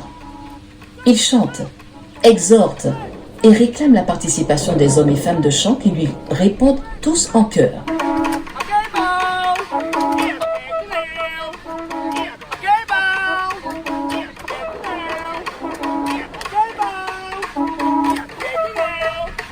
La vibration et la magie ont opéré. Les ouvriers agricoles d'un jour dansent, virevoltent, dans une étonnante chorégraphie. Notre équipe capte là un moment exceptionnel. Nous découvrons une forme de travail insoupçonnée. Des pratiques également de l'Afrique et notamment du Bénin. Donc ce sont des pratiques agraires pour pouvoir labourer la terre et c'est une pratique, je dirais, de solidarité et d'entraide. C'est un coup de main, la sauté c'est le coup de main. C'est comme en Haïti, on va dire c'est un conbit. C'est la même chose, c'est le moment où on se met ensemble pour pouvoir faire un truc pour la survie.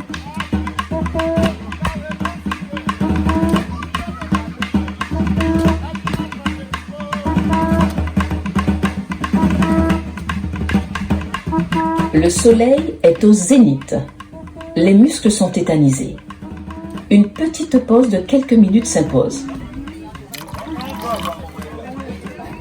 Et certains font le bilan de leur performance. elle soit démonstration. Yo, je ne passe moi, il y aura couru. Même en technique la piscine. Man technique la piscine, il y aura ma épée fruit. Ou bien pomme de fruit. Ma ramaille d'achine lagon. Ah bon. Et puis, voilà. Entre-temps, afin que tout soit parfait et synchrone, la patronne est en cuisine, dirige et vérifie tout, car les travailleurs doivent s'alimenter correctement et comme il se doit après tous ces efforts.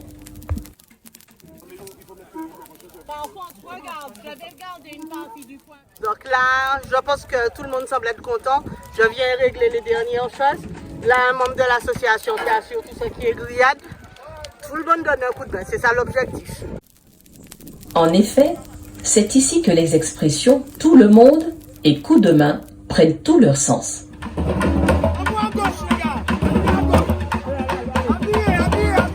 Après la pause, le commandant ayant remarqué l'effet qu'il produit sur ses amis, reprend la tête de la troupe. Le moment est unique.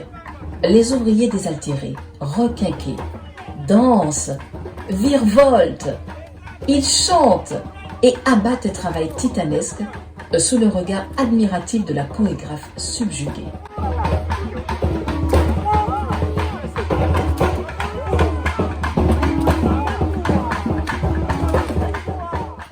Je trouve que c'est un moment très polyphonique et qui part beaucoup de la manière dans laquelle on fait des choses ensemble, voilà, où ces collectifs des gens qui cultivent n'arrêtent pas déjà de se régénérer avec des gens qui viennent et d'autres qui partent, et d'autre part n'arrêtent pas non plus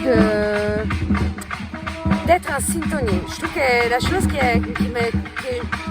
me frappe le plus, c'est la synchronisation des mouvements, et pas que des mouvements, je pense que c'est aussi la synchronisation d'un groupe.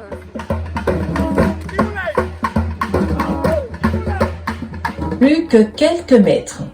La puissance physique a ses limites et certains hommes abandonnent. Mais ils sont aussitôt secondés par des femmes tout aussi déterminées.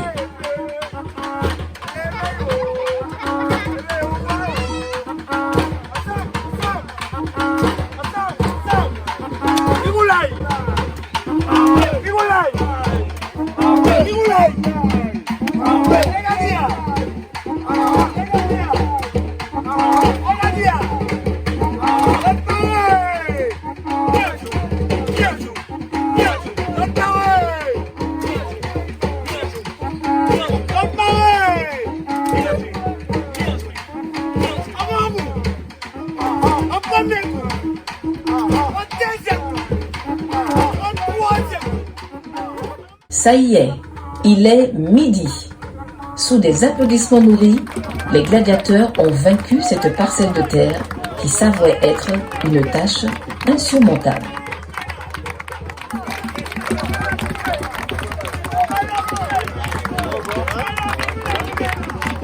Ces applaudissements et ces sourires sont dédiés au courage et au lien social intergénérationnel d'une force inouïe. Alors que nous pensions que tout était terminé, ce n'était qu'illusion. Sous un rythme nouveau, les tambouillers impulsent un retour au champ, mais cette fois-ci pour la plantation. On va planter des petits plants de concombre.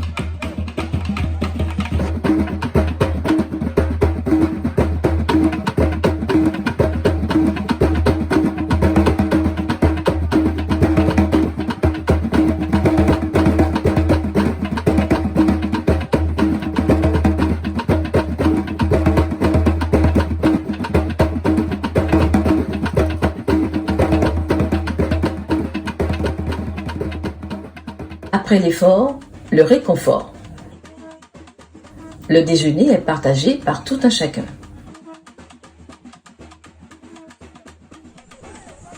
Probable qu'il nous faudra revenir ici à nouveau pour percer l'écorce de cette étonnante tradition qu'est le lassoté. À bien observer, le lassoté n'est point un folklore, ni uniquement une technique de travail, mais bien là, un moment de solidarité, d'entraide et de transmission de savoir-faire et bien sûr, de savoir-être.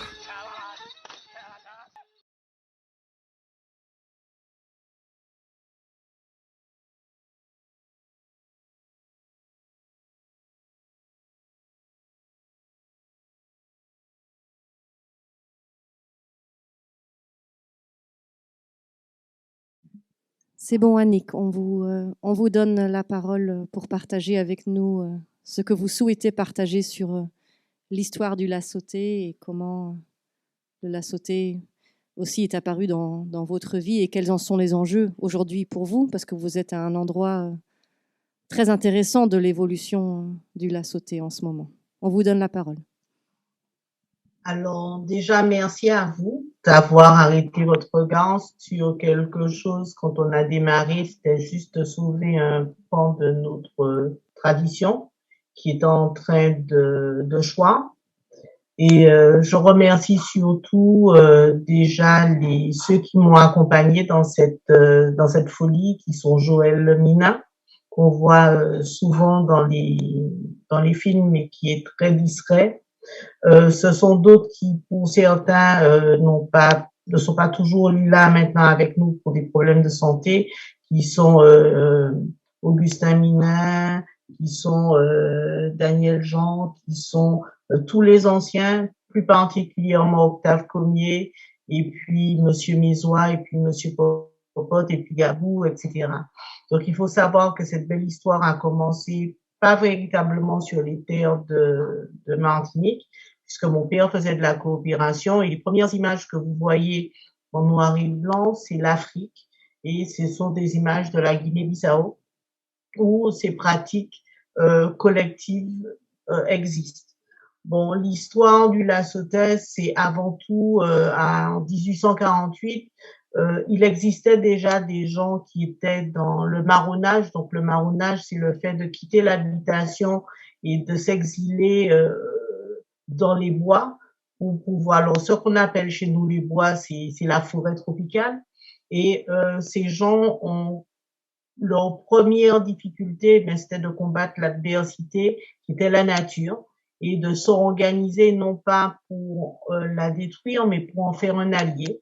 Donc, ça a été tout un travail d'organisation, de société, dans laquelle être ensemble, c'était le meilleur moyen de survie.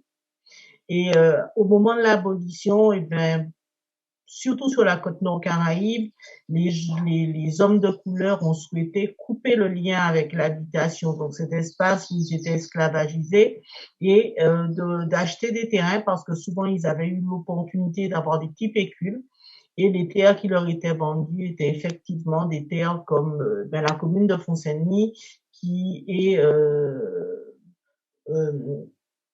à flanc de montagne, à une altitude qui oscille entre 129 et 1194 mètres d'altitude. Donc, vous voyez comment, et quand on vient à Font-Saint-Denis, on sent la différence de température quand on sort de Saint-Pierre pour arriver où il fait beaucoup plus frais et sur des distances excessivement courtes.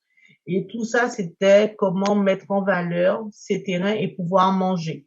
Donc, au niveau du La Sautet, il y a une autre dimension qui est importante et qu'il faut prendre en considération, c'est aussi la notion d'un jardin, c'est-à-dire cette organisation spatiale et temporelle des végétaux sur des terrains qui sont très peu importants, puisqu'à chacun de ces paysans, on ne leur donnait qu'un hectare. Mais un hectare, cet hectare devait permettre la survie pendant toute l'année, aussi bien la survie dans le sens manger, mais aussi la survie dans le sens avoir des médicaments pour pouvoir se soigner et avoir les ustensiles qui rentrent dans la vie quotidienne, donc comme la calebasse et le bambou.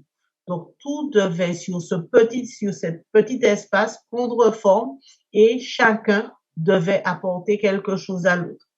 Donc déjà c'est cette histoire qui a permis que le La Sautet émerge. Alors, je tiens quand même à signaler que le La Sautet n'est pas la seule pratique de la boue que nous ayons en Martinique. Nous avons le La Fouilletais, qu'on le retrouve dans le nord Atlantique, qui malheureusement est en train de se perdre, tout simplement parce que les zones sont beaucoup plus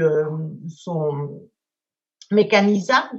Et aujourd'hui, on y retrouve beaucoup de plantations de bananes, d'ananas et de canne, donc de la monoculture vouée à l'exportation.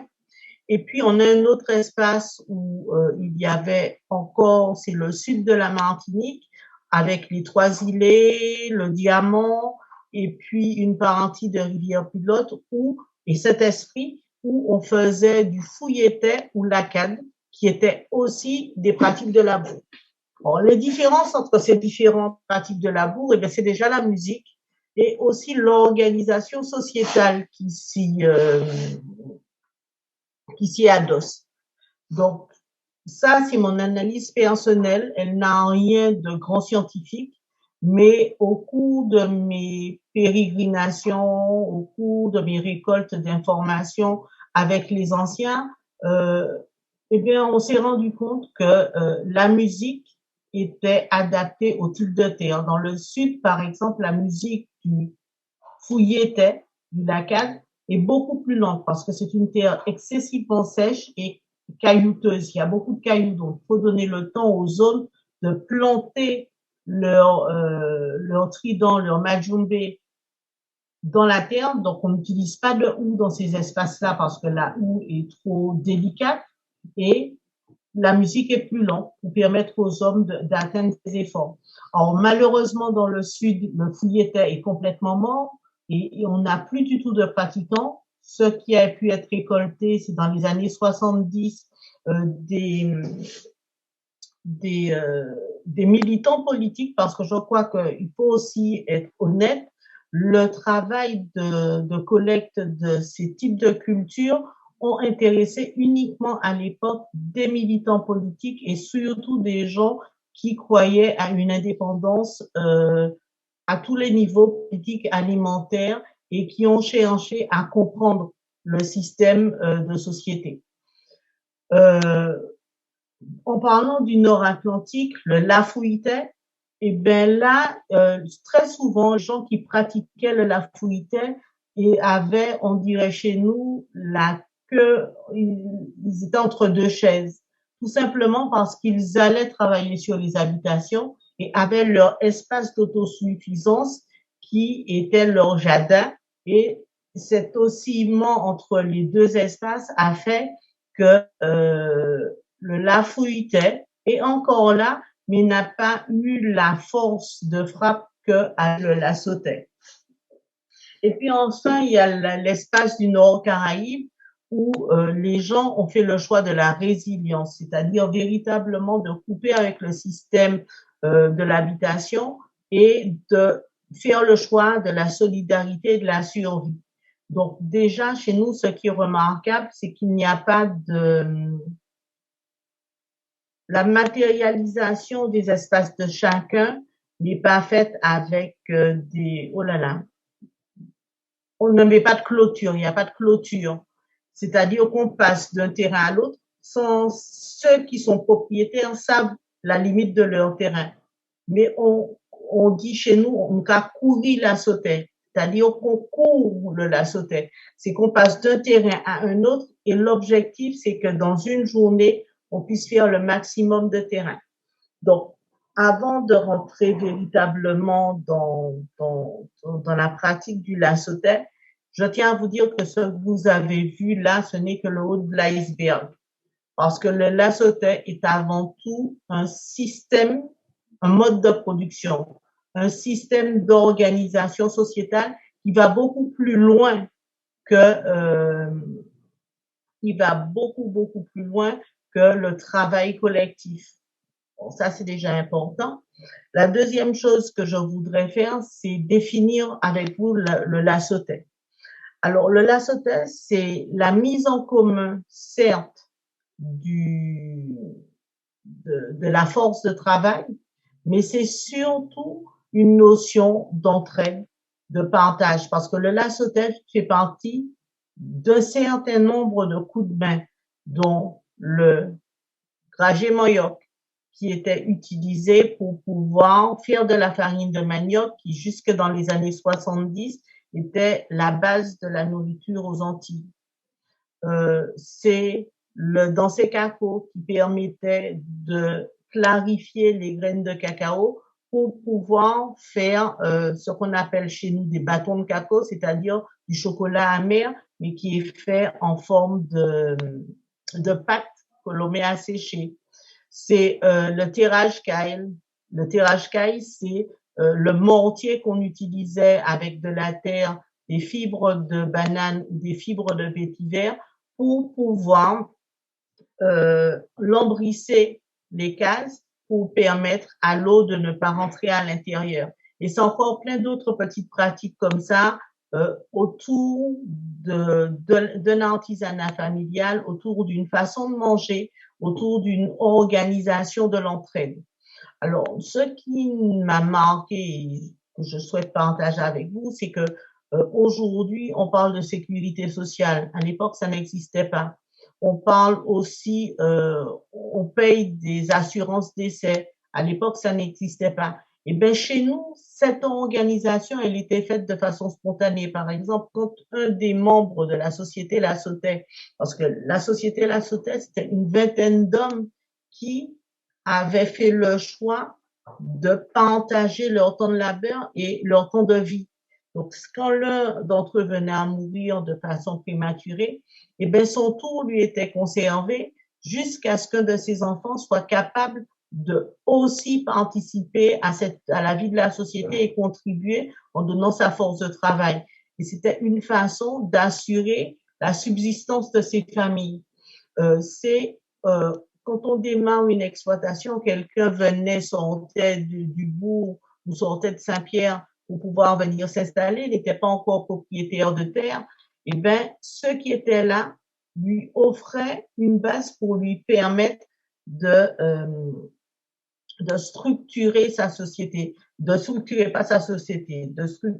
eh bien, sa venue et pouvoir commencer à construire son propre patrimoine. Et ce patrimoine était un bœuf et on lui donnait une vache dont il devait s'occuper, c'est-à-dire que chez nous, on n'a pas de grands champs de vaches, les bœufs sont au piquet et chaque jour, vous devez changer les bœufs de place pour leur donner à boire et à manger pour s'assurer la survie et vous deviez vous occuper de les faire saillir pour pouvoir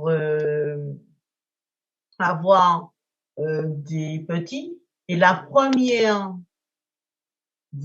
génisse, donc bœuf femelle, eh bien, vous appartenait et ça vous permettait de doucement mettre en place votre cheptel. Même chose, tous les matins, aujourd'hui on fait les lassotels le matin, mais avant c'était pas l'heure du lassotel, c'était l'après-midi après le repas. Donc le matin, vous vous assuriez vos menus travaux des champs en individualité, et puis par contre l'après-midi, tous les travaux collectifs comme le lassotel, le dragé manioc, le tirage caille étaient faits ensemble et les hommes, une vingtaine d'hommes, parentaient entre guillemets à l'assaut de la terre pour pouvoir labourer en grande partie et planter, ce qui permettait à chacun ensuite de n'avoir plus qu'à faire du sarclage, c'est-à-dire retirer les petites herbes pour permettre aux spéculations de grossir. Donc ça, c'est véritablement l'esprit du lassotel, c'est cette notion d'être ensemble, d'être respectueux. Dans les choses que j'ai aussi retenues, c'est que j'avais un de mes oncles qui était infirme. Il ne pouvait pas assurer sur la lignée d'hommes pour le labour. Par contre, son rôle, et à la fin, il était devenu un expert d'usage extraordinaire, c'était d'organiser la gestion de l'eau pour que, en cas de pluie, les jardins ne se perdent pas. Donc, vous voyez bien que chez nous, on ne dit pas exploitation agricole, on utilise le mot de jardin. Jardin, la traduction en français, c'est le jardin. Et ça veut dire bien ce que ça veut dire parce que c'est un espace qui devait être organisé, qui devait être beau, dans lequel il y avait des fleurs qui avaient leur importance, dans lequel il y avait des plantes médicinales, dans lequel aussi il y avait des plantes qu'on aurait pu traduire aujourd'hui de magico-religieuses, mais si vraiment on est aujourd'hui, au vu de tout ce que moi j'ai appris, ces plantes avaient vraiment des utilités d'ordre à caractère médicinal, mais en plus d'entretien aussi. Par exemple, la rada, c'est un fongicide Et c'était une plante qui était utilisée, par exemple, pour nettoyer une maison, surtout après des maladies, etc. Et cette plante était considérée pour retirer les mauvais esprits. Mais quand on sait aujourd'hui à quoi ça sert, eh bien non, hein, ça permettait de tuer toutes les bactéries qu'il y avait encore dans la maison après que les gens aient connu des... Alors, pandémie, c'est une petite épidémie de grippe, de dengue, de chikungunya, de tout ce qu'on a l'habitude de connaître chez nous. Donc voilà véritablement ce qu'il faut comprendre du Lassotais. Et ce que vous avez vu, ce n'est que le haut de l'iceberg. Et même chose dans les principes des graines. Chez nous, quand on vous donne une graine, on vous donne 3-4 graines, vous ne gardez pas les graines pour vous, vous partagez. Parce que si vous venez à perdre la graine et qu'elle ne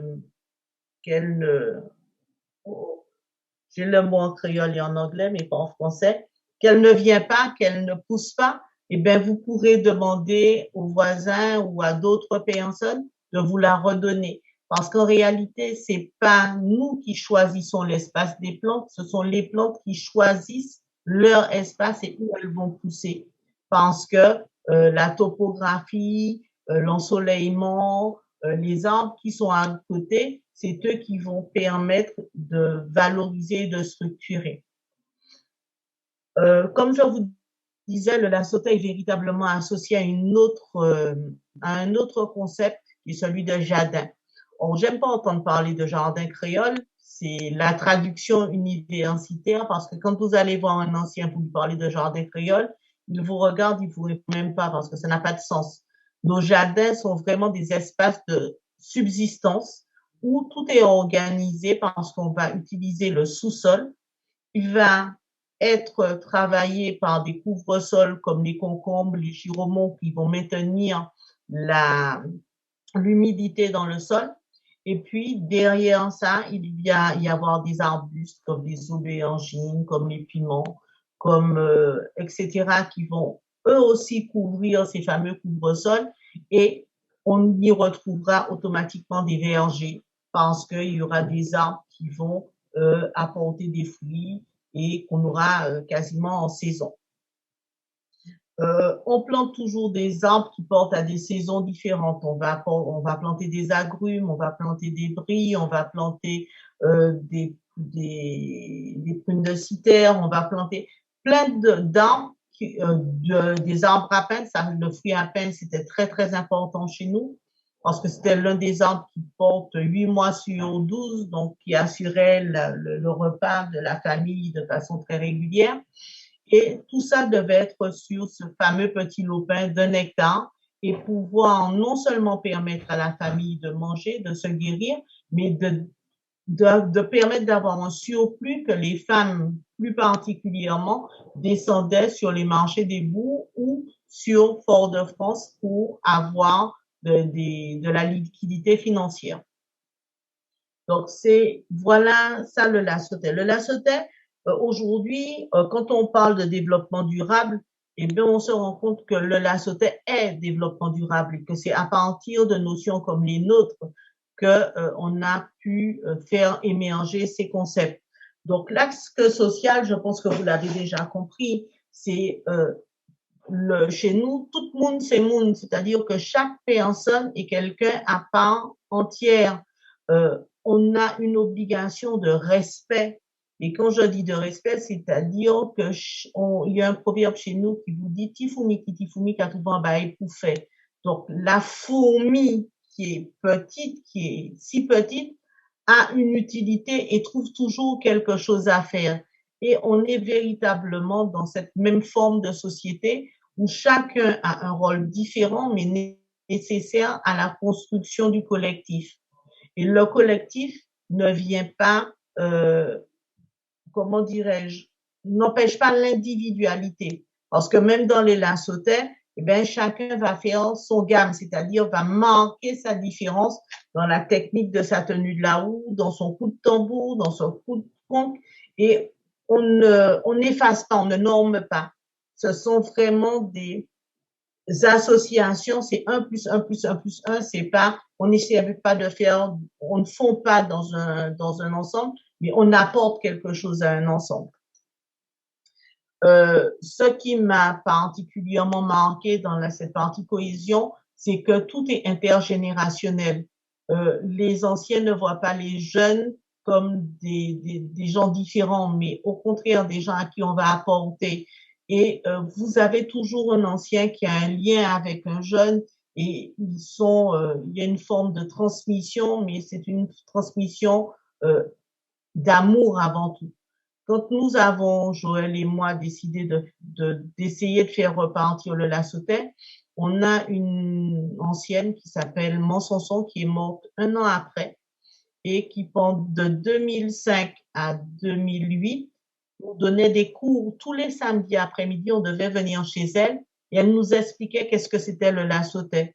C'est-à-dire, et en résumé, c'est de l'amour, c'est du respect. Et quand on a l'amour et le respect, ensuite on peut construire le monde. Et ça, c'est important. Il y a un autre aspect, c'est que chez nous, l'aspect environnemental, c'est très important. Alors, ne dites pas à nos paysans qui sont des exploitants agricoles parce que vous les insultez. On n'exploite pas la terre chez nous. Alors, ils ont un autre terme qu'on appelle nègres-habitants. Nègre, dans le sens étymologique du terme qui veut dire être humain. Parce que le mot nègre, à la base, c'est ce que ça voulait dire. Habitants, le nègre qui habite la terre. Donc chez nous, et mon premier cours d'agronomie, je l'ai eu de monsieur Sylvain Perrier.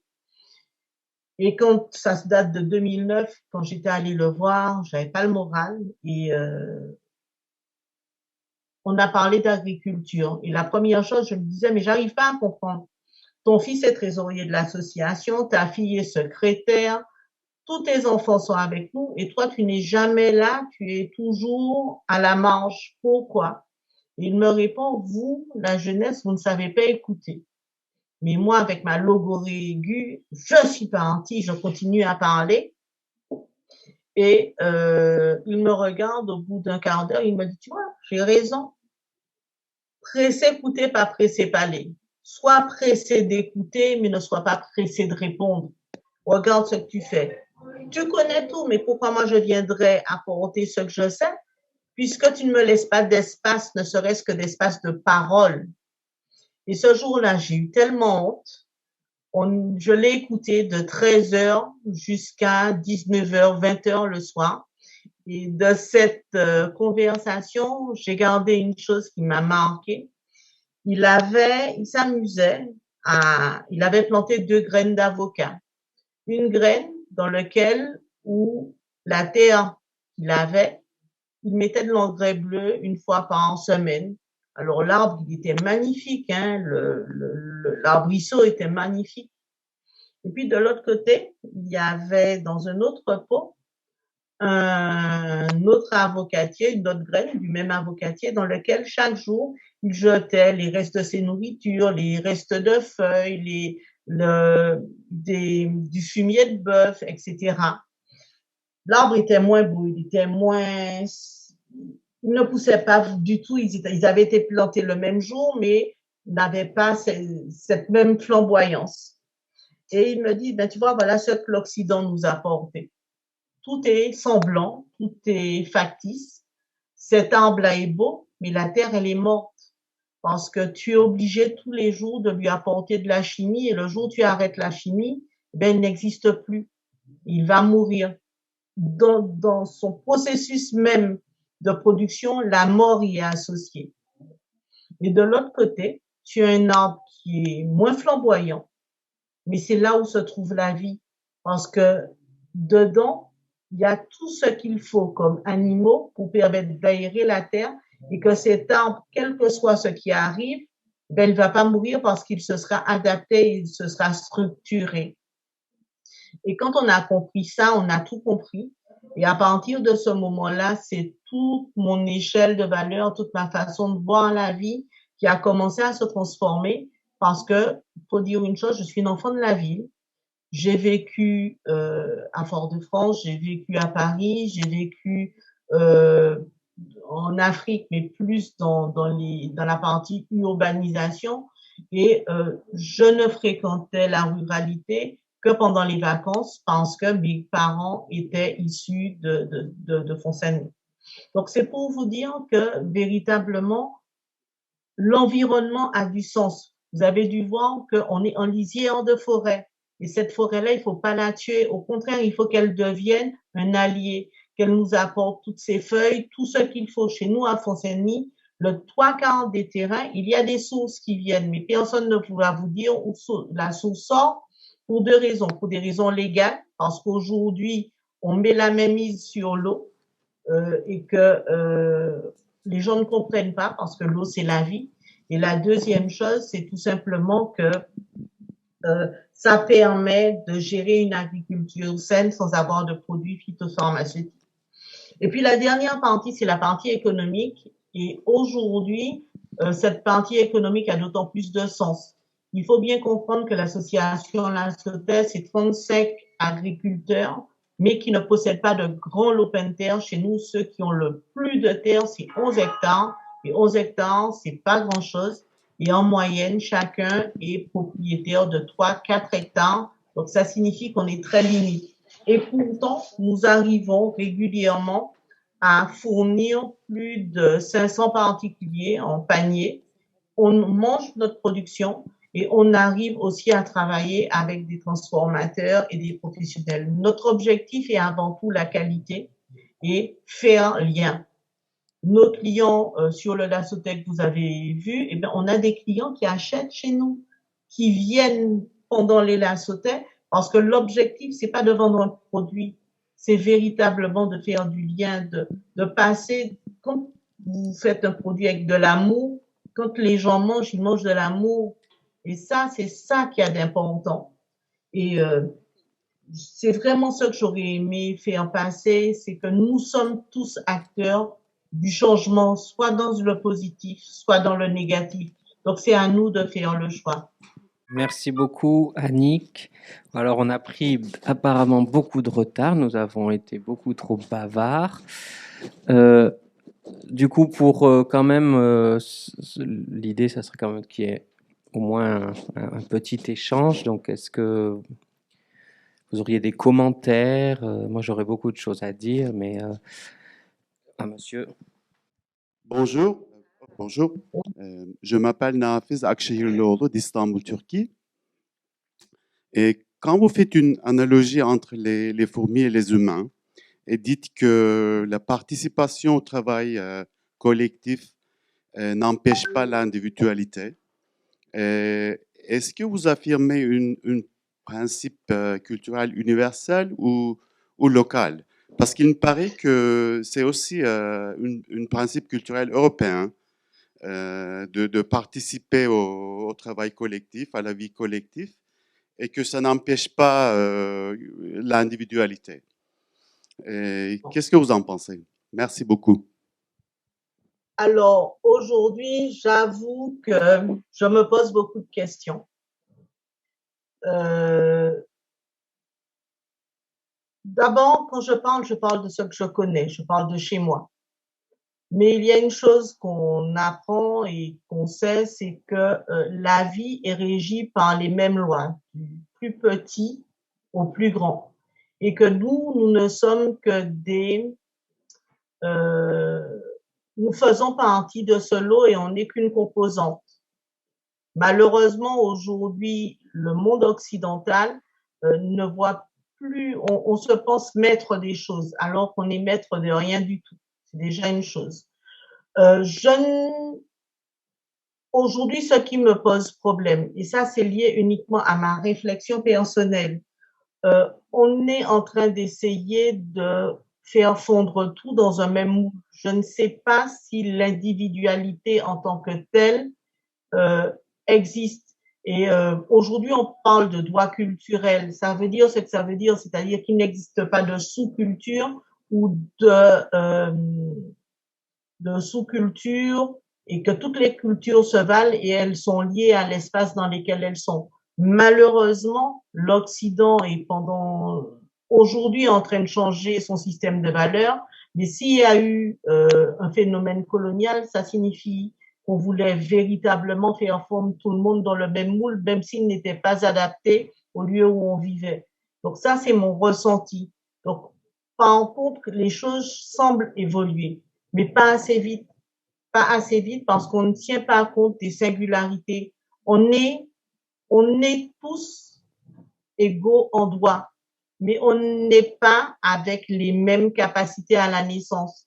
Par contre, l'égalité, ça n'existe pas. C'est l'équité que nous devons construire, c'est-à-dire que par rapport aux prérequis de chacun, et dès lors qu'on a un objectif commun, c'est savoir ce qu'on va mettre à disposition pour que nous tous, nous arrivions à peu près au même moment, au même espace que nous avons souhaité mettre ensemble.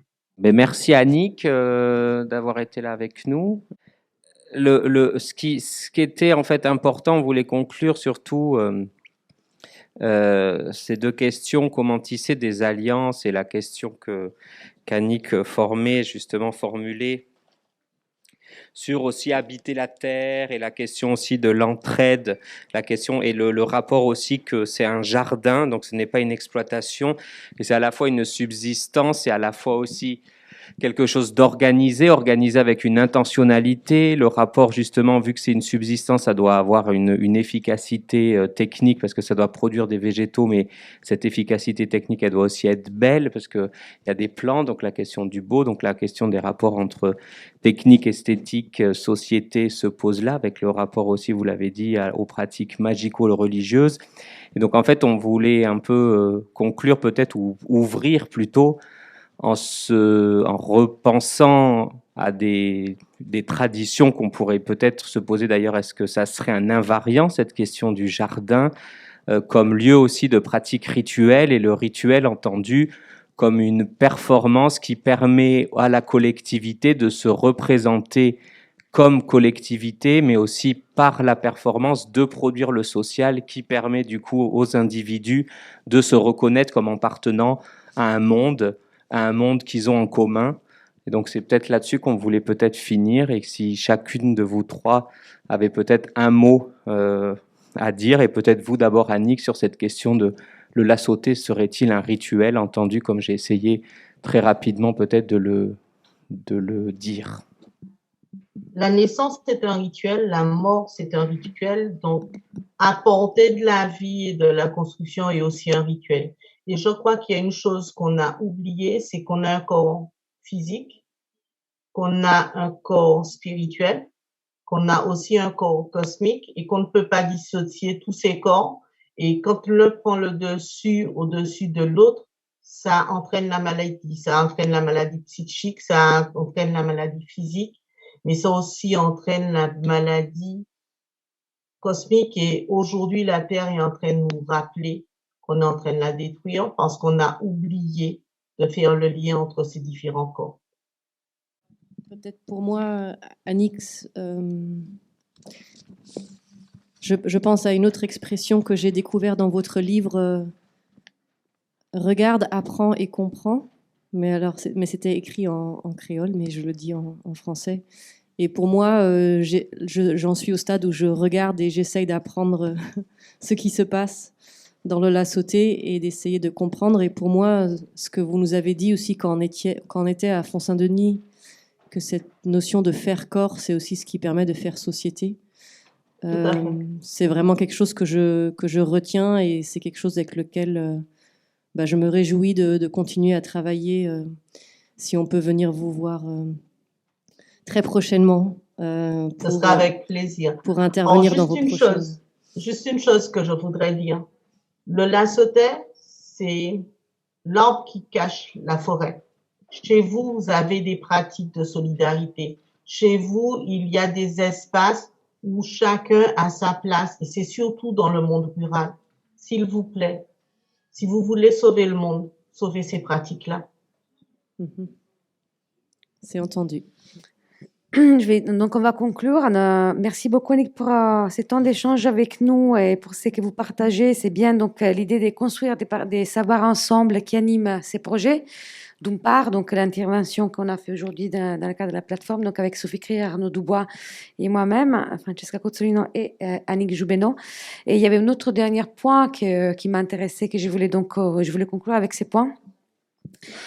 Rappeler aussi la manière dans laquelle aujourd'hui, disons, dans la recherche-création engagée, on peut dire, en tout cas engagée avec la société civile et engagée dans certains terrains dans lesquels elle est située, il y a évidemment le fait de faire écho à des figures un peu qu'on peut connaître, des chercheurs, en tout cas protagonistes de la recherche-action. Donc, on connaît des figures d'anthropologues engagés, je pense à Alban Bensa qui a décédé il n'y a pas très longtemps malheureusement, mais en tout cas des figures un peu historiques d'un engagement sur les terrains des chercheurs et des artistes. Or, cet engagement, pour moi, est peut-être une voie, on pourrait peut-être ouvrir une voie pour une écologie des pratiques, dans le sens où celle-là est formulée par Isabelle Stengers dans un de ses derniers livres concernant le fait de résister à la catastrophe, et dans lequel elle propose donc cette alliance, une alliance donc pour refaire un monde nouveau qui serait fait par la science, d'une part, d'autre part la société civile, mais par science, elle entend donc au moment où elle explique donc les combats aujourd'hui contre les OGM, donc contre des pratiques effectivement d'exploitation de la terre, une alliance qui serait faite par des scientifiques, elle pense aux sciences dures, donc des biologistes, des agronomes, donc qui sont très impliqués sur les terrains, et par la suite les politiques et la science civile. Donc voilà, la porte qu'on ouvre avec ces projets, avec l'espace qui est ici construit aussi par les Culture Europe, c'est peut-être celui de penser qu'il y a un troisième acteur qui intervient dans cette écologie des pratiques, qui serait donc la création en art and design, et qui aurait peut-être quelque chose à jouer dans des territoires de ce type-là. Donc d'une part, donc, grâce à l'intervention d'artistes directement, d'autre part, grâce donc à la manière dans laquelle on compose des jardins, comme on compose des mondes, comme on compose donc une œuvre. Alors, voilà, juste une chose, je m'excuse de vous couper encore la parole, c'est qu'aujourd'hui, nous travaillons avec le Campus Caribéen des Arts, qui forme des designers. Donc, ça signifie l'art n'est pas hors sol. L'art est avant tout dans le sol. Et qu'est-ce qu'on veut faire? Et j'irai plus loin. Quand nous avons démarré le La Sautaine, nous n'avions jamais imaginé qu'on aurait fait de la politique. Et c'est pas faire de la politique politicienne, mais c'est simplement avoir une autre vision du monde. Et la politique, c'est l'organisation de la société. Donc c'est à nous de la faire, c'est pas nos politiques, c'est nous qui les mettons en place. Et quand on accepte tout et n'importe quoi, on est complice. Et faire de la politique, ça ne veut pas dire être en rébellion, ce qui arrive aujourd'hui en Martinique, mais c'est surtout être en résistance, c'est-à-dire la résilience, c'est cette capacité à louvoyer, à structurer, à construire, parce que l'objectif qu'on a, c'est la vie. Merci Annick, on entend bien justement les mots politiques d'un... De très belles conclusions. Juste pour clarifier, les mots politiques, moi je les mobilise beaucoup pour indiquer donc à l'angle des formes des vies qui se développent de manière large. Donc merci beaucoup. Je laisse la parole à Pascal. Merci, je vous laisse... en tout cas, merci à vous quatre, merci à vous trois, les 3+1, vous quatre, pour cette invitation à effectivement réfléchir entre la techné, la praxis, l'art. En tout cas, je crois une question assez essentielle dans les années qui sont devant nous. En tout cas, merci encore à vous. Merci à vous. Merci de votre écoute.